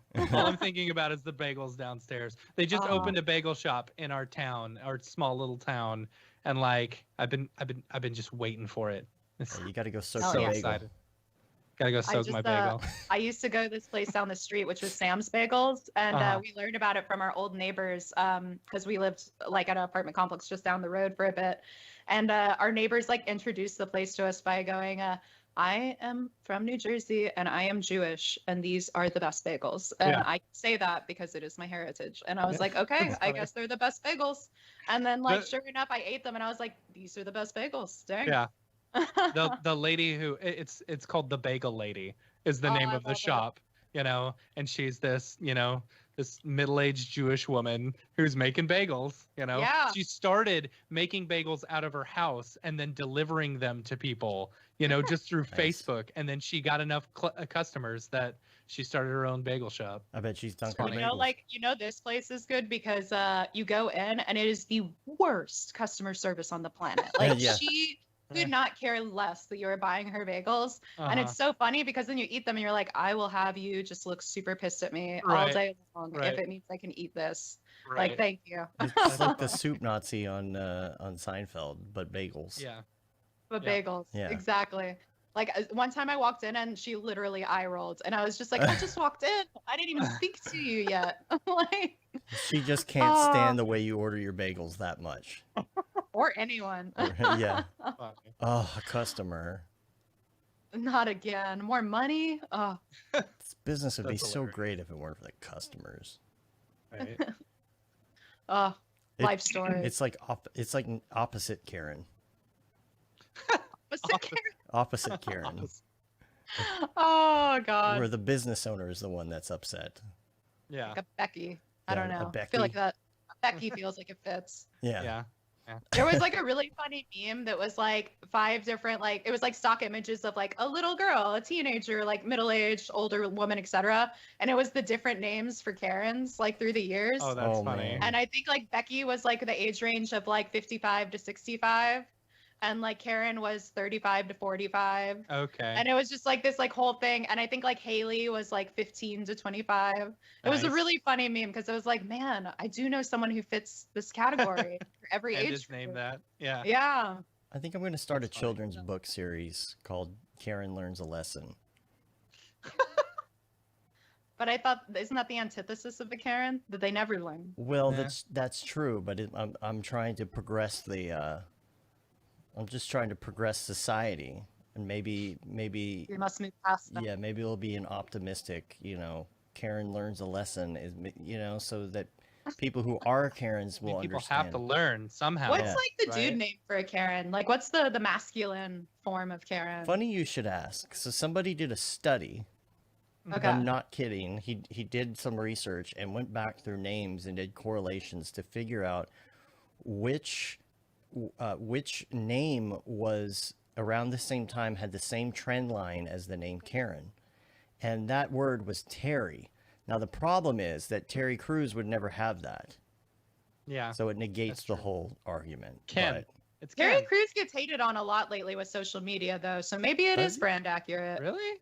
Yeah, he said some weird stuff lately. I mean, a lot of Oh. celebrities have done weird stuff. Like, no one needed them singing to us in quarantine. That was a yeah, weird video. Yeah, Yeah. That's weird. that was very Yeah. awkward. It's like trying to sit through like, you know, to me it's the equivalent of when you were a kid and you were watching a movie with your movie with your parents, and like a sex scene came on and you were in the same room with your parents and like it felt so awkward. You're like, oh, it's those two were making out on, and your parents are there and you're like, oh, that's weird. I might have I think I can brag and say I have the most embarrassing cringe moment of a sex scene with my parents. Oh boy. And it was, I went to theaters with my dad and my very like humble, not conservative, but to himself grandpa. And we saw 300. And they have that really long, like Oracle naked, like gross people touching her scene. And the whole time I'm just like looking kind of downward and my dad's just like iron gripping the AMC like armchairs and my grandpa is just shaking his head and like looking in all directions but the screen. And the whole time we're just like, this is the first 10 minutes of the movie. Like this is going to be a ride. It's going to be a long movie. Yeah. Oh my God. It was so funny. Yeah. Soft spot in my heart. That's funny. Well, that was an easy 2.5 hours, I gotta say. Very. Oh wow, yeah, that flew by. I have to work. Oh no. Yeah. I know, right? Yeah. I gotta get to running new cables. Oh apparently. jeez. What? Oh my God, girl with the dragon tattoo. Yeah. That's brutal. I was listening to that on audiobook with my sister-in-law when we were driving home from like Disney World and that whole scene, and I'm like, I feel like I should turn this off, Yeah. This is I don't know. It's a bit weird. Yeah. It's a bit much. So Oh, so good. yeah. What a great way to end the chat with just like really morbid memories. Right? Yeah. Right? Oh, well, so good. We appreciate you being on. I've got a lot of links from you. Your Instagram, your 360s, short films, process streams, of course, on Twitch, your mobile game. Do you have, if people want to reach you, what's the best way to just check your stuff out, get in touch with you, if they want to buy some sweet prints? Sweet prints. I would say just what you guys have, like, I think under my name right now, like BlakeKathryn.com is kind of where everything is linked to, or should everything be linked to, including email and such like that. So feel free to be social. Never DM me on Instagram. I'm terrible at it. Like, I don't know what it is, but I'm allergic to answering DMs on Instagram. So apologies if you have. And then if you ever want to just chat kind of live, kind of like what we're doing today, like I stream 3 times a week now on Twitch. Wow. And Nice. every What single days? thing, Tuesday, Friday, and Saturday. Okay. Cool. And so, and my schedule's on my Twitch as well. But yeah, luckily no one else in the world is apparently named Blake Kathryn, so you can just find me that way on everything. Awesome. Yeah, Nice. I'm the only one. It's crazy. And so I'll probably see you this week to rehearse a little bit, but next week, Wednesday, make sure everybody sign up, join in. Yeah. You don't really have to sign up for anything. Just go log in, sign up for YouTube so you can comment, because there's some great comments going on in there. They get a lot of people watching that, and it's a lot of fun. It's spend a day with your Mograph friends, looking at some cool tips and tricks and projects and whatnot. So, and if you want to find out the information on that, 3dmotionshow.com, and you can see the lineup, you can see some of the other scheduled events, and check out our site, mograph.com/live, to find out more information about some of our events, including whenever we're going to reschedule this Brandon event that I had for the wrong day. Yeah. So we'll figure that out here probably this afternoon and change it. But you can rate us on iTunes, leave a review. You can also subscribe. Helps get our ratings up. The newsletter goes out about once a month or so whenever we have a bunch of content to show everybody, which that just went out. So you can say you've been there, done that, got the t-shirt with the Mograph logo tee, the Paul Babb Feel the Babb 2020 shirt. All the profits from that go to Doctors Without Borders. And the Render Things t-shirt, hoodie, and long sleeve tee. And that Render is Fire shirt, which you are only allowed to wear ironically unless you're shams. Unless you're shams. Unless you're shams. And that's it. We're on Facebook, Twitter, Instagram, YouTube, mograph.com. We need to send her a shirt. We gotta send her a shirt for sure. Yeah. fire. That's fire. So fire. That's it. Yeah. We're at Boom. the end. We're at the end. Thanks a Finale. lot again. Confetti. Yeah. Yeah. Thanks a ton for being on Thanks, the show. everyone. This was so fun. This was lovely. Good way to start the week. Yeah. Right? Now get back to Yeah. work. Get back to work. All right. Ah. We're going to take off. Until next time, I'm Dave. And I'm Matt. Have a good And I'm one. Balake. Oh, yeah. Oh. I stepped on you. Yeah, See, you I'm did. the one who messed it up this time. Wait, take two. I'm Dave. I'm Matt. And I'm Balake. Have a good one. Later, yo.